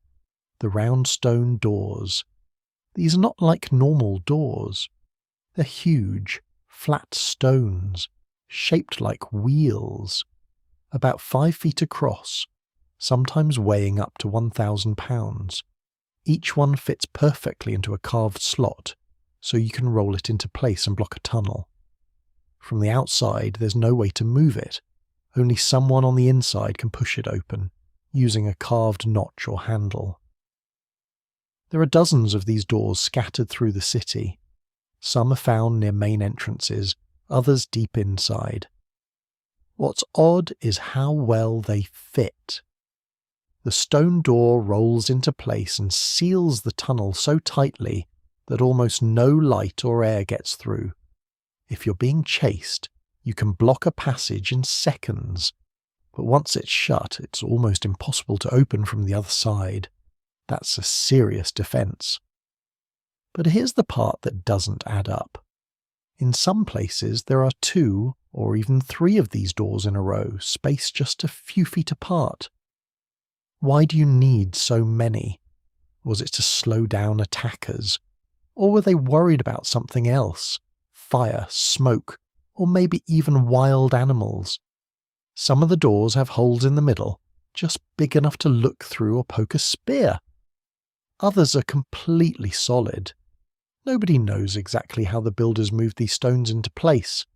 Rolling a 1,000-pound rock through a narrow tunnel is not easy. It would take teamwork, planning, and probably a lot of trial and error. But there's no sign of ramps, levers, or other tools left behind. It's one of those, how did they do that? Moments that gives archaeologists headaches. And then there's the use of space. Derinkuyu isn't just a maze of tunnels. It's organised. There are kitchens, storage rooms, wells, stables for animals, even schools. On some levels, you find large rooms with benches carved from stone. Some think these were classrooms. Others believe they were meeting halls.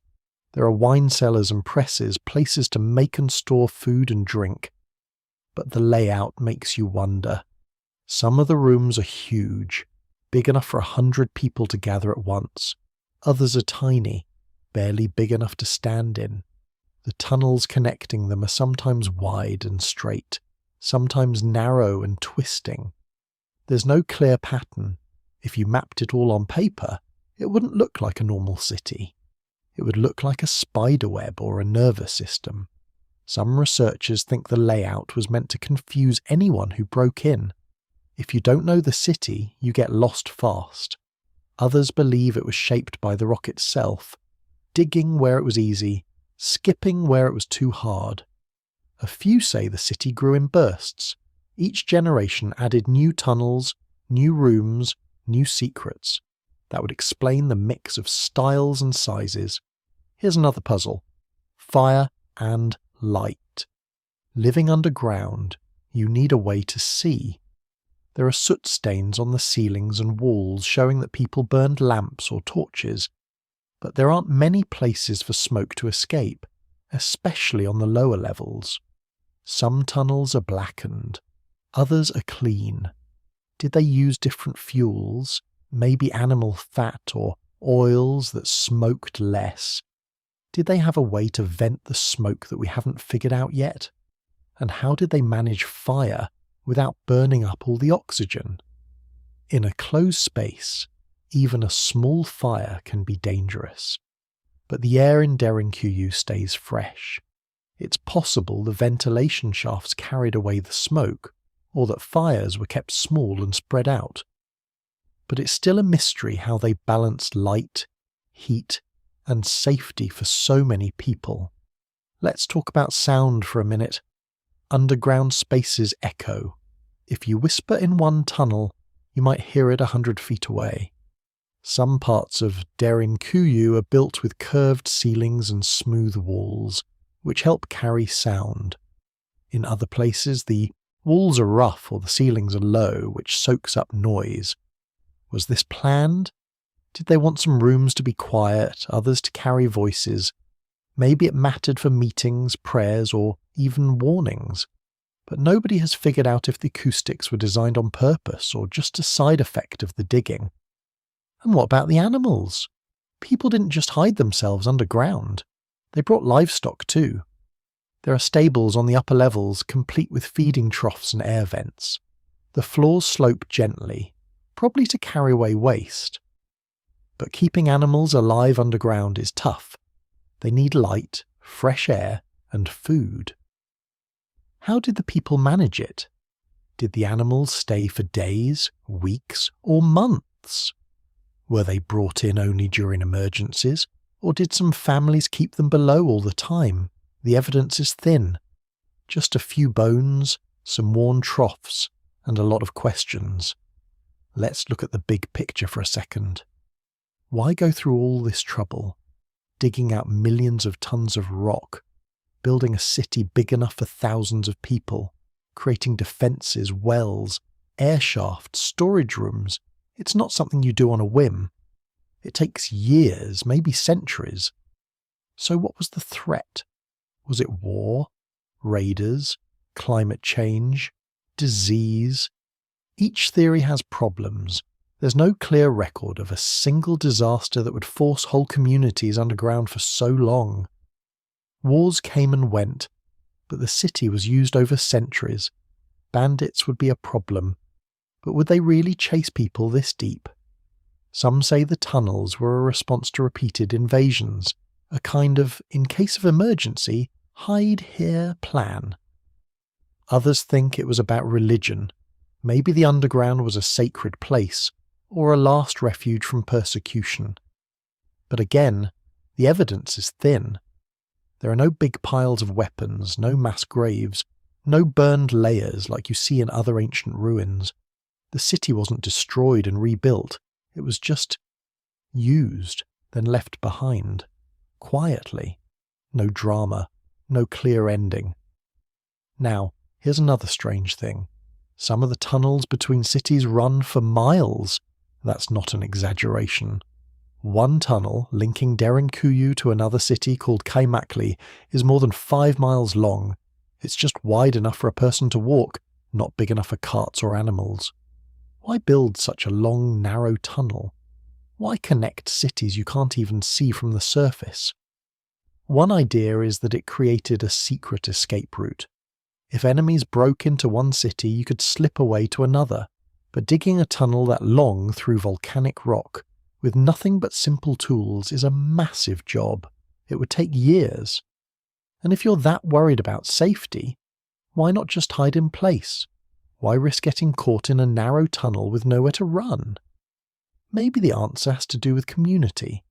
Maybe the cities were linked not just for safety, but for trade, for sharing food, news, or even religion. Maybe there were festivals, markets, or secret meetings held underground, away from the eyes of rulers or invaders. Or maybe it was about feeling connected, knowing you weren't alone, even in the dark. Now let's talk about the deepest rooms. At the very bottom of Derinkuyu, you find chambers that don't look like anything else in the city. Some are shaped like crosses, others like circles. The walls are rough, not finished smooth. There's no furniture, no signs of daily use. Some have niches carved into the sides, just big enough for a lamp or a small statue. What were these rooms for? Some people think they were used for rituals, maybe secret meetings, ceremonies, or even burials. Others believe they were storage rooms or places to hide valuables. But there's no clear evidence, no bones, no treasures, no religious objects, just empty space. It's like the builders wanted these rooms to be forgotten or left unfinished on purpose, and that's the ongoing mystery of Derinkuyu. Every answer leads to more questions. Why were some tunnels blocked off and never reopened? Why are there hidden doors leading to nowhere?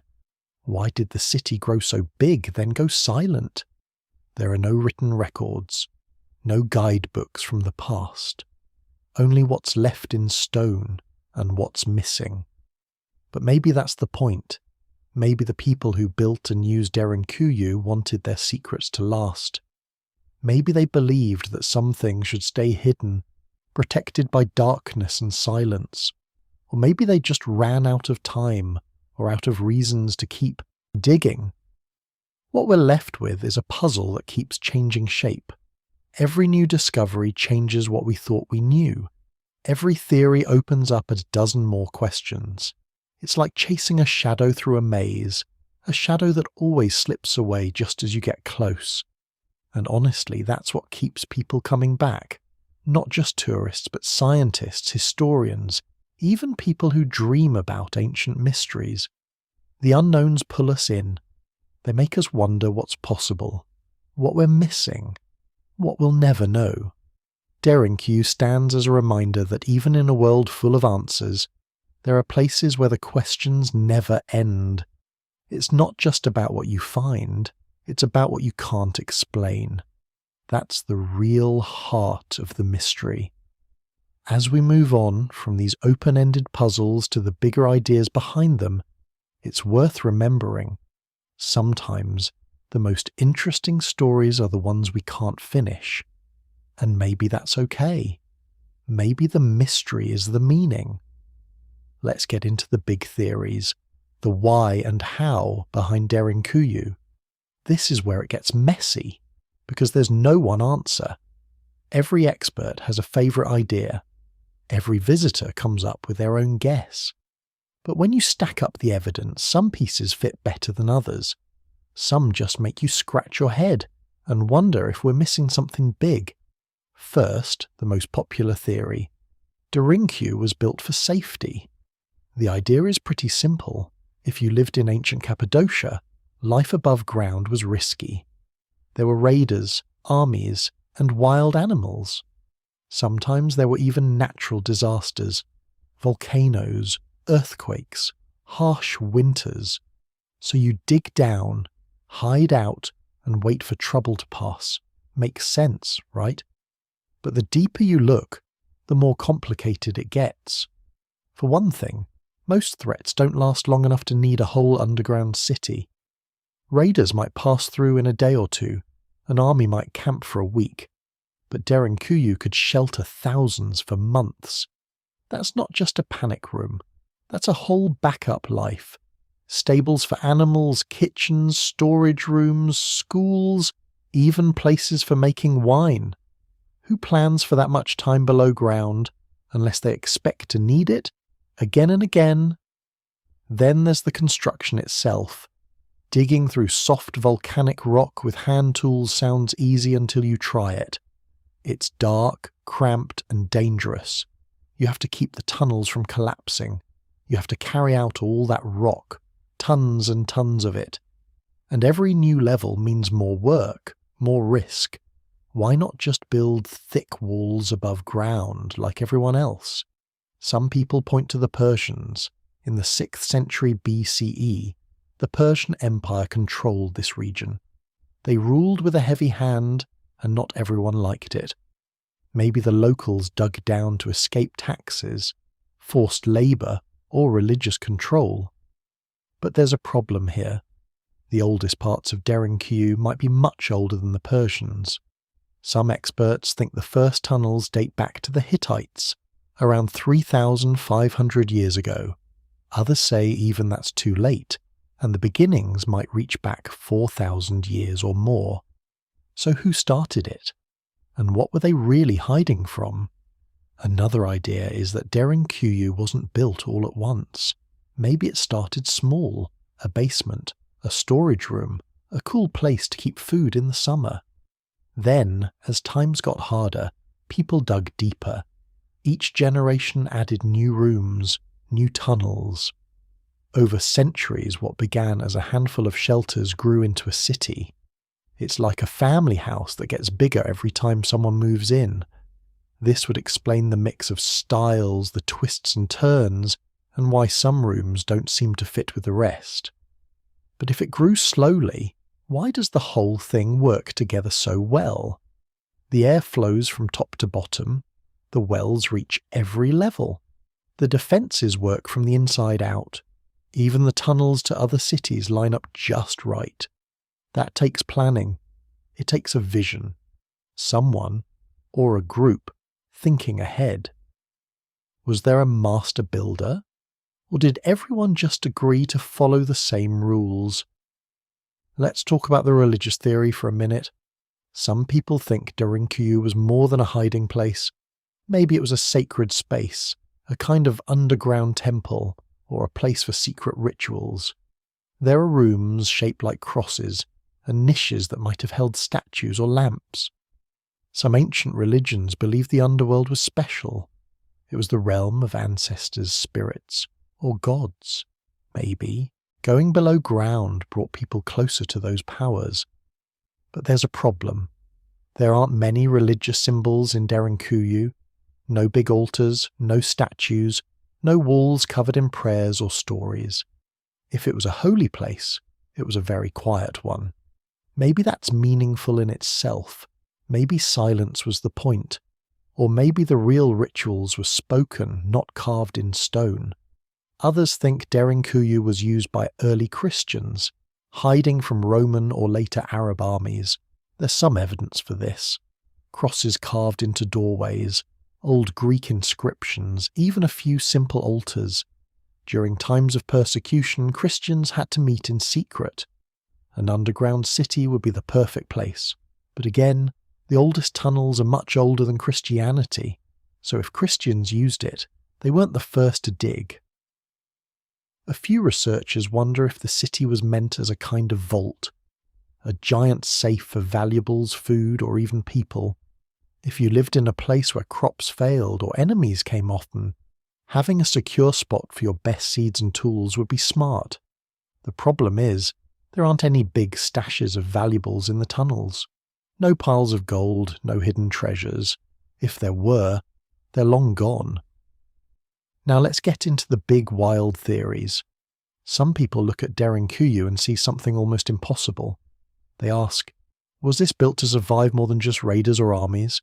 Was it meant for something huge, like a natural disaster that could last weeks or months? This is where the ancient climate theory comes in. Maybe there was a time when the surface wasn't safe, a long drought, a freezing winter, or even ash from a volcano. Cappadocia is famous for its strange landscape. Towers, cones, and fairy chimneys shaped by wind and rain. Those shapes came from eruptions thousands of years ago. It's possible that people dug down to escape the worst parts of the climate, blizzards, fires, or even poisoned air. But if that's true, why didn't everyone in the region do the same? Derinkuyu is special, but it's not unique. There are other underground cities, but not everywhere, and most ancient people learned to survive above ground, even in tough times. So what made this place different? Some say it's about the rock itself. The soft stone in Cappadocia is easy to dig, but strong enough to hold up if you know what you're doing. Maybe the people here realised they could go deeper than anyone else. Once they started, they just kept going, because it worked. Now, let's get really strange. There are people who believe Derinkuyu was built with knowledge we don't have anymore. Lost technology, lost science. They point to the perfect airflow, the huge stone doors, the long tunnels that never collapse. They ask, how did ancient people figure this out with no books, no blueprints, no drills? Some even suggest outside help, visitors from far away, or even from beyond Earth. It sounds wild, but you hear it a lot with ancient mysteries. The truth is, people are clever. If you give a community enough time, enough pressure, and enough need, they can do things that look impossible. But it does make you wonder if there was a forgotten science at work, something passed down in stories and skills, not in writing. Let's look at the evidence for each theory and what it really tells us. Take the safety theory. We know that Cappadocia was invaded many times. Hittites, Persians, Greeks, Romans, Byzantines, Arabs, Mongols, the list goes on. Every few hundred years someone new showed up with soldiers, so it makes sense that people would want a good place to hide. But most invasions were quick. Armies moved on. If Derinkuyu was only for emergencies, why make it so big, with space for thousands and tunnels connecting to other cities? Why not just build small caves or hide in the mountains like people did elsewhere? Look at the design. The air shafts, the wells, the storage rooms, they all work together. That hints at long-term use, not just a weekend in hiding. Some researchers think whole villages could vanish underground for weeks, maybe even months. That means bringing in food, water, animals, and everything you need to keep life going. It also means dealing with waste, sickness, and boredom. That's a lot of planning. The climate theory has its own clues. Cappadocia has cold winters and hot summers. Underground, the temperature is steady. Cool in summer, warm in winter. That's perfect for storing food and keeping people comfortable. Some people think Derinkuyu was used every year, maybe as a winter home. When the weather got bad, everyone moved below. When spring came, they went back up. That would explain why there aren't many permanent signs of life, no big cemeteries, no piles of trash. People came and went using the tunnels when they had to, but there's a hitch. If Derinkuyu was just a seasonal home, why all the defences? Why the giant stone doors, the hidden wells, the maze of tunnels? You don't need that just to escape the cold.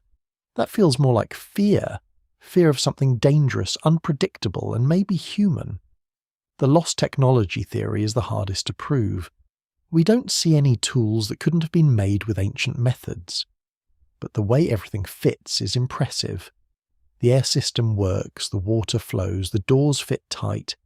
If you tried to build it today, you'd want plans, measurements, and lots of trial and error.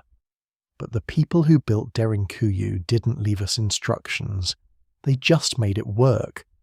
Some people think they learned by doing. Dig a tunnel, see what happens, fix what goes wrong. Over generations, the knowledge grew. The skills got sharper. By the time the city was finished, they were experts at underground life. Now, what about the connections between cities? No other place in the world has so many underground towns linked by tunnels. Some are 5 miles long. That's not just for escape. That's a network, a way to move people, goods, or secrets without being seen. Maybe they traded underground. Maybe they kept alliances hidden from outsiders. Maybe they even held meetings, celebrations, or even elections below the earth. If you lived in a small village surrounded by threats, knowing you could reach a neighbour without going above ground would be a huge advantage. It's like having a secret highway, hidden from the world. Let's not forget about the lack of weapons. That's weird. In most ancient ruins, you find arrowheads, swords, even broken shields. In Derinkuyu, almost nothing. Some people say this means the city was peaceful. Others say weapons were made of wood or taken away when people left. But it might mean something else. Maybe the people who hid here weren't warriors. Maybe their best defense was the city itself. The doors, the tunnels, the silence. If trouble came, you blocked the way and waited. No need to fight if no one could reach you. Now, the missing carvings and stories. Why didn't anyone leave messages, names, or prayers on the walls? In almost every other ancient place, people left their mark. Was it forbidden here? Was it a rule? Take nothing, leave nothing, to keep the city secret? Or did the people who built Derinkuyu see themselves as just caretakers, not owners? Maybe they believed the city belonged to everyone, and no one's story mattered more than the rest. This silence might be the biggest clue of all. It says something about the mindset of the builders. They weren't trying to impress anyone, or leave a legacy. They were focused on survival, on keeping life going through hard times. Let's think about the implications of all this. What does Derinkuyu tell us about the people who built it? They were patient, they were smart, they knew how to work together, they planned for the worst, but hoped for the best. They didn't waste words or leave behind big monuments to themselves. They made a city that worked, then trusted it to do its job. And what about us? Why are we so drawn to places like this? Part of it is the mystery. We want to know how and why. But maybe it's also about the feeling of safety, knowing that even in the darkest times, people found ways to survive. They didn't give up, they didn't panic, they dug deep, worked together, and waited for the world above to calm down. Derinkuyu is a reminder that history isn't always loud. Sometimes it's quiet. Sometimes it's a whisper in the dark, a cool breeze moving through a tunnel, the sound of footsteps echoing far below the earth. We may never know every answer. We may never find the missing pieces. But the fact that these mysteries remain is a gift. It gives us space to wonder, to imagine, to dream about what life was like, deep below the ground, when the world above was full of danger and change. And maybe, in a strange way, that's what the builders wanted. Not to be remembered by name, but to be wondered about. To leave behind a question, not an answer. To remind us that even in the deepest darkness, there's always a way through. As we get ready to move from these theories to a final reflection, just think about this. Derinkuyu isn't just an old hole in the ground. It's proof of what people can do when they need to. Proof that sometimes the best solutions aren't the ones everyone can see. They're the hidden ones. The safe places, the quiet plans, the secrets kept just below the surface, waiting for someone to find them. Let's step back for a second and look not just at the stones and tunnels, but at the people. It's easy to get lost in the mystery of how Derinkuyu was built or why it was made. But the real story, the one that matters most, is about the humans who lived, worked, and hid down there. The fingerprints they left behind are hard to see, but when you look closely, a different kind of evidence appears. Not in carvings or treasures, but in the shape of the rooms, the size of the tunnels, and the choices that went into every twist and turn. Imagine what life would have looked like for someone in Derinkuyu. Not as a visitor, but as a real person, making decisions about where to sleep, what to eat, how to keep children quiet, and how to pass the long hours underground. Archaeologists can guess at the big picture, but it's the little things that bring the past alive. Start with the basics: food and water. Derinkuyu had kitchens, storage areas, and even presses for making wine or oil. This tells us that people planned ahead. They didn't just rush underground at the last minute. They thought about what they'd need to survive over time. There are rooms filled with the remains of clay pots and jars, places to keep grain, dried fruit, or milk turned into cheese. Water came from wells that reached deep into the earth, protected from enemies or droughts above. Some of these wells go down over 180 feet, tapping into underground streams. That's not something you dig on a whim. That's a project that takes teamwork, patience, and hope that you'll find water before your arms give out. Now think about light. There are no windows underground. The only light came from lamps or torches, burning oil or animal fat. The air would fill with smoke quickly. That's why many rooms are small, with low ceilings. You could keep a lamp burning and not waste fuel. Some doorways were built at angles, probably to help trap heat. or keep the smell of smoke from spreading. It's a sign that people learned how to make the space as comfortable as possible, even if comfort was always limited. Noise was another challenge. In a crowded underground city, every sound echoes. Imagine dozens, maybe hundreds of people living in close quarters. Babies crying, adults arguing, animals braying in their stables. People built thick stone doors to seal off sections. Some tunnels are narrow, almost single file, making it easier to control who comes and goes, and to muffle sound if you needed to hide. A city that depends on secrecy can't afford to be loud. Look at the stables. They're not fancy, but they're real spaces for animals. Goats, sheep, maybe even a few cows. Why keep animals underground? For milk, meat and wool, but also for warmth. A few animals in a small room can raise the temperature by several degrees.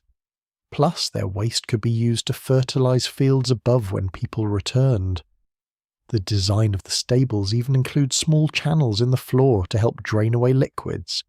That's the kind of detail you only see when people have lived with a problem and found a fix. Education happened here, too.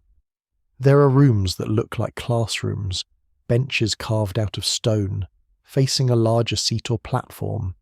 It's not hard to picture a teacher or elder telling stories, teaching prayers, or explaining the rules of the group. Even in hiding, people wanted children to learn. They wanted to keep traditions alive. Religion wasn't ignored, even if it wasn't flashy.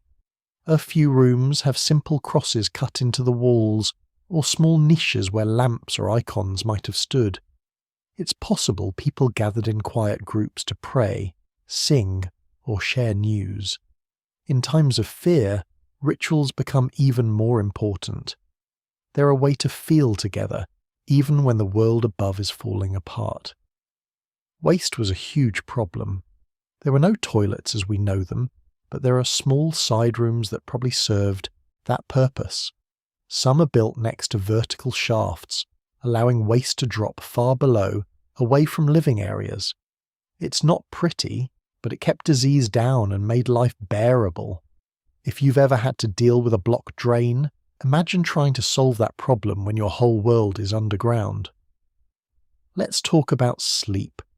Where did people rest? There aren't beds, but there are wide benches cut into the stone. Families may have spread blankets or animal skins for comfort. Privacy was rare. Most people would have slept close together for warmth and safety. It's possible there were rules about who got the best spots. Elders, leaders, or maybe just whoever arrived first. With no sunlight to mark day or night, people may have slept in shifts, taking turns to keep watch or tend lamps. Food, sleep, light, noise, waste. None of these are glamorous, but they're the heart of daily life. When you see how carefully these problems were solved, you start to understand the kind of people who built and used Derinkuyu. They weren't just survivors, they were planners, tinkerers, and community builders. Now, think about fear. Imagine what would drive whole families to leave their homes, grab what they could carry and vanish below the surface. Sometimes it was war, sometimes it was rumours of raiders, or just the fear of what might happen. In a world without newspapers or phones, news travelled by word of mouth. You might hear that a village 20 miles away was burned. Maybe you saw smoke on the horizon. That was enough to send everyone underground. But life below wasn't just hiding. People kept living. They cooked, cleaned, gossiped, and fell in love. Babies were born. Old people died. Arguments flared up. Friendships grew. The city was more than a shelter. It was a second home, with its own rules and rhythms. There's something else to notice. For all the fear and danger, there's also trust. To survive in a place like Derinkuyu, everyone had to work together. One person can't dig a tunnel by themselves. You need help moving rocks, carrying water, and making decisions. You have to trust your neighbours not to give away the secret, not to panic, not to take more than their share. That kind of trust is hard to build, but it shows up in the way the city is designed. Shared kitchens, shared wells, shared sleeping spaces. If someone broke the rules, everyone suffered. Archaeologists have found bones and pieces of pottery, but not many personal items. Not much jewellery, no weapons, very few toys. That might mean people didn't want to risk losing their best things if they had to run. Or it could be that life underground was so focused on survival that luxuries didn't matter. What you needed was food, water, and a place to sleep. Everything else could wait until you went back above ground.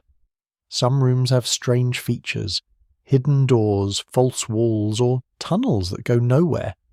These might have been for defence, but they could also be signs of old feuds, secrets, or efforts to keep certain people or things safe. Maybe every family had its own little hideout. Or maybe there were stories passed down about treasure, ghosts, or forbidden love. We'll never know for sure. One thing that stands out is how adaptable people were. Derinkuyu wasn't built in a day.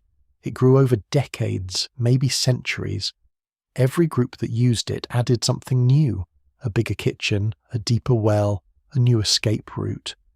Some rooms are smooth and finished, others rough and unfinished. It's like a patchwork quilt with each piece telling a story of change and survival. Now, think about the children. For them, the underground city must have been both scary and exciting. No sunlight, echoes everywhere, strange smells, but also a chance to play hide and seek in a real maze. They probably made up games, told stories, and watched the adults for clues about when it was safe to relax and when to stay quiet. For older people, the underground life was probably hard. The air is cool but can get stuffy. Moving up and down the stairs, sometimes more than 10 stories, would be tough for anyone with bad knees or poor health. That's why the city has so many benches, resting spots, and short, wide steps. It's designed so people can stop and catch their breath. Communication was key. With so many rooms, tunnels, and levels, people needed ways to call for help or warn others. Some researchers think they used coded knocks, tapping on walls, or floors to send messages. Maybe a certain pattern meant danger or all clear. It's simple, but it works when voices can't carry. Fire was both friend and enemy. It gave light and warmth, but smoke killed quickly in a closed space. That's why the air shafts are so important. People learned to use small fires, keep them away from sleeping areas, and always watch for signs of smoke building up. It's possible they kept supplies of sand or water nearby, just in case. Let's not forget about sickness. In a crowded, closed place, disease can spread fast. There's not much evidence of large outbreaks, but people must have worried. Maybe there were rules. Wash your hands, keep sick people separate, don't use certain wells. Simple, effective rules can save lives when there's no doctor around. Now, let's talk about this big picture. What does all this tell us about the people of Derinkuyu? They were not just hiding from danger, they were making plans for the future. Building a city underground isn't just about fear. It's about hope. Hope that you'll come back up. Hope that things will get better. Hope that your children will have a chance to live in the sun again. There's another layer here. Living underground changes how you see the world. Days and nights blur together. You have to trust the people around you. You have to find new ways to celebrate, to mourn, to fall in love. Maybe that's why Derinkuyu feels so different from other ancient sites.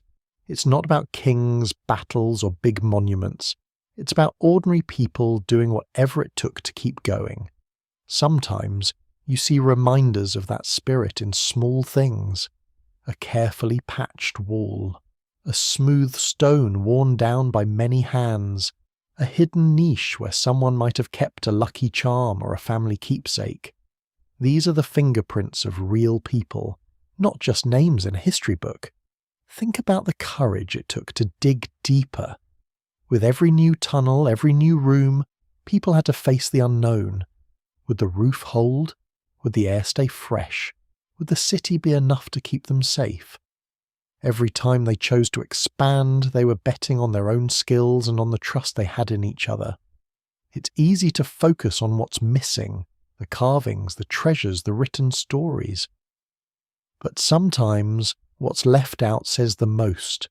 The people of Derinkuyu didn't try to be remembered as individuals. They worked as a group. Their story is in the walls, the turns of the tunnels, and the way the city fits together. There's something beautiful about that. In a world where everyone wants to leave their mark, here's a place where the biggest achievement was simply making it through. Not being famous, not being a hero, just surviving together. When you look at Derinkuyu today, it's easy to think of it as a relic, but in many ways it's a mirror. It shows us what people can do when they have to. It proves that hope, trust and hard work matter more than any single leader or grand plan. The city is quiet now, but its lessons are loud. Maybe that's the real gift of Derinkuyu, is not just an ancient mystery or a cool place to visit. It's a reminder that deep down, people have always found ways to help each other through the dark, even when no one else could see, even when the world above was full of danger and change.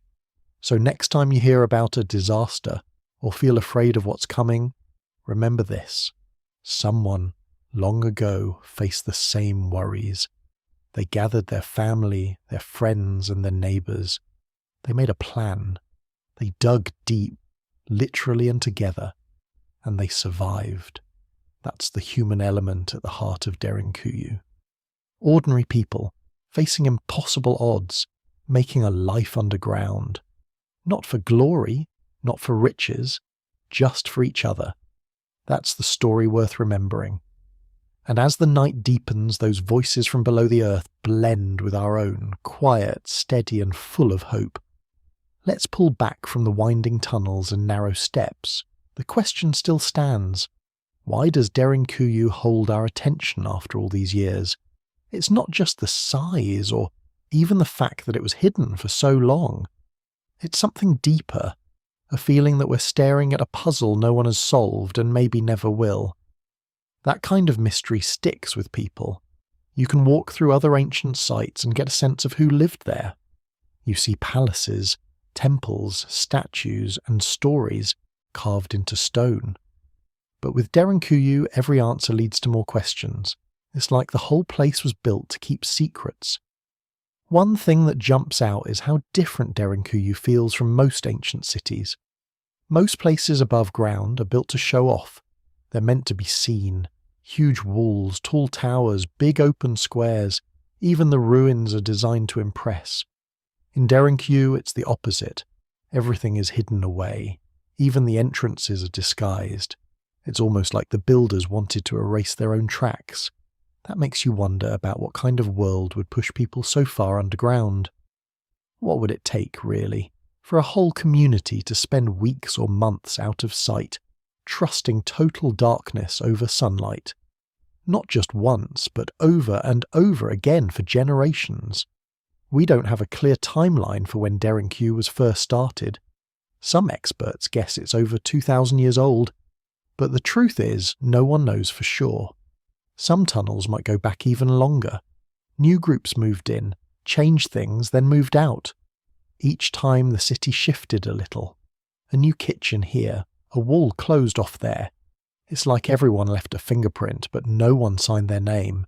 That makes it hard to know who to thank or blame for what's down there. Was it built during a war? Was it a project for a whole region, or just a few families? Did the people who started it ever see the finished city, or did they die long before the last tunnel was dug? Here's the thing.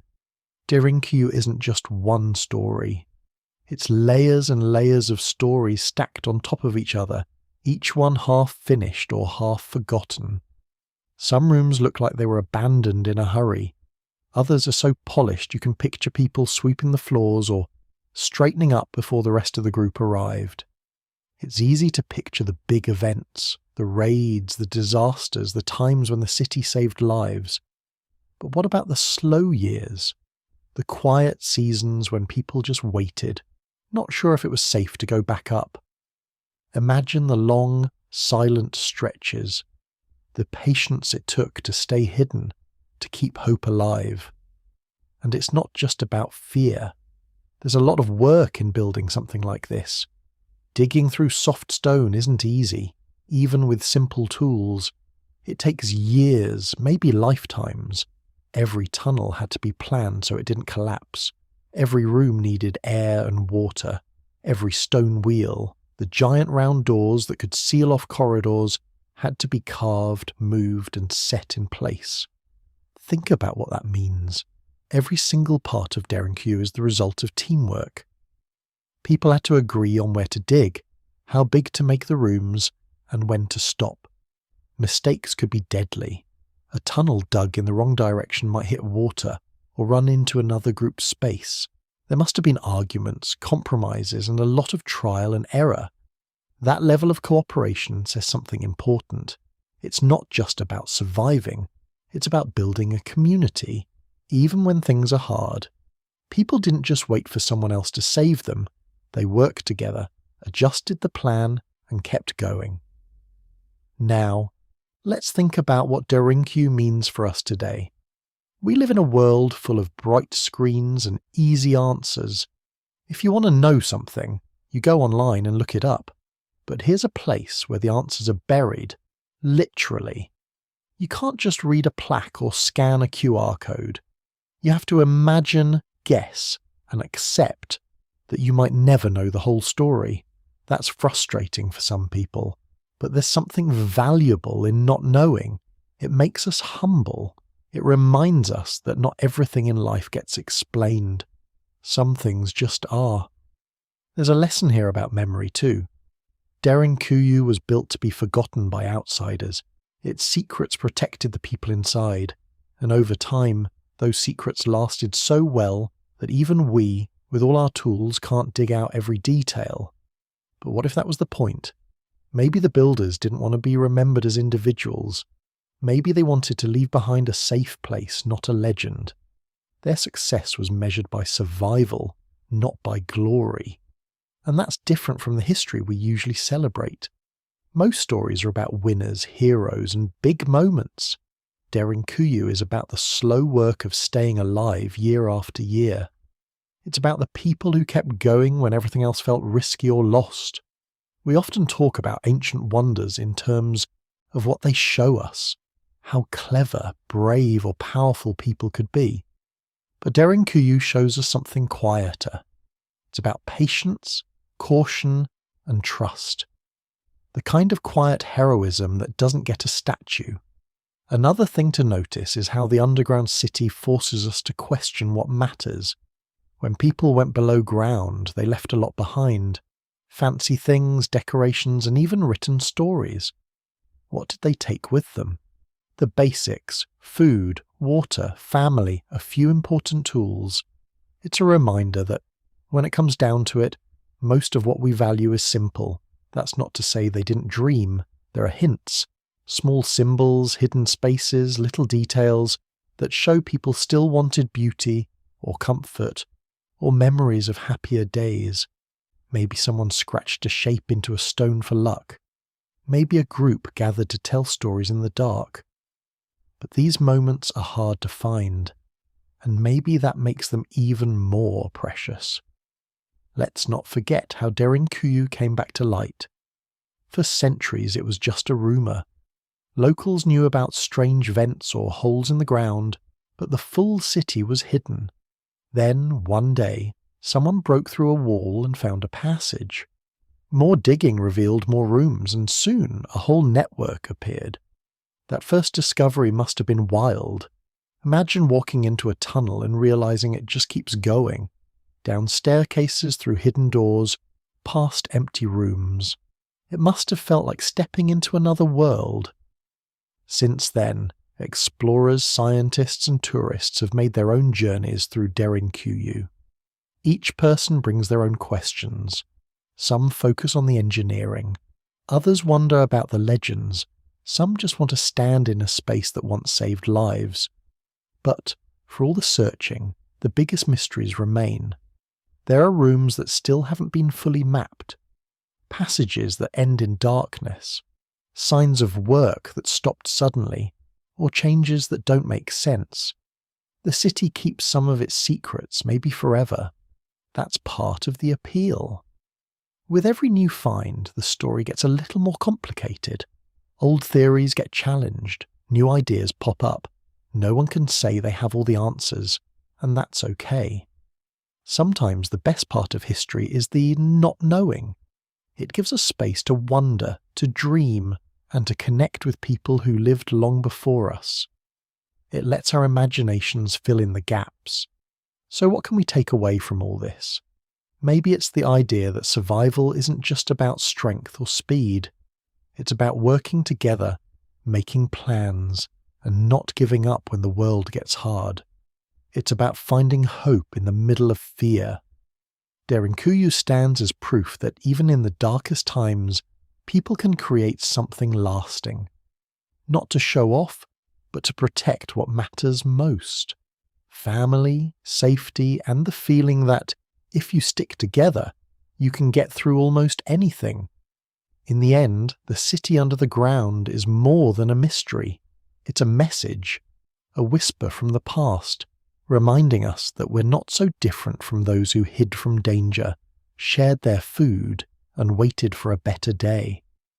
We might never know every secret buried in the tunnels, but maybe that's all right. Maybe the real lesson is in the effort, in the trying, in the hope that carried people through the dark and brought them back to the surface each time.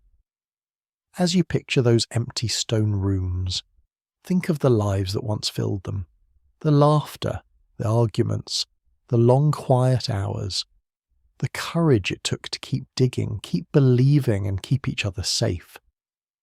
That kind of spirit doesn't fade. It's still with us, in the choices we make when things get tough, in the ways we help each other, in the hope that, no matter how deep the darkness, there's always a way through. That's what Derinkuyu leaves behind. Not just stone walls, but a story of people who faced the unknown, stuck together, and found a kind of light in the deepest shadows. And maybe that's the best mystery of all.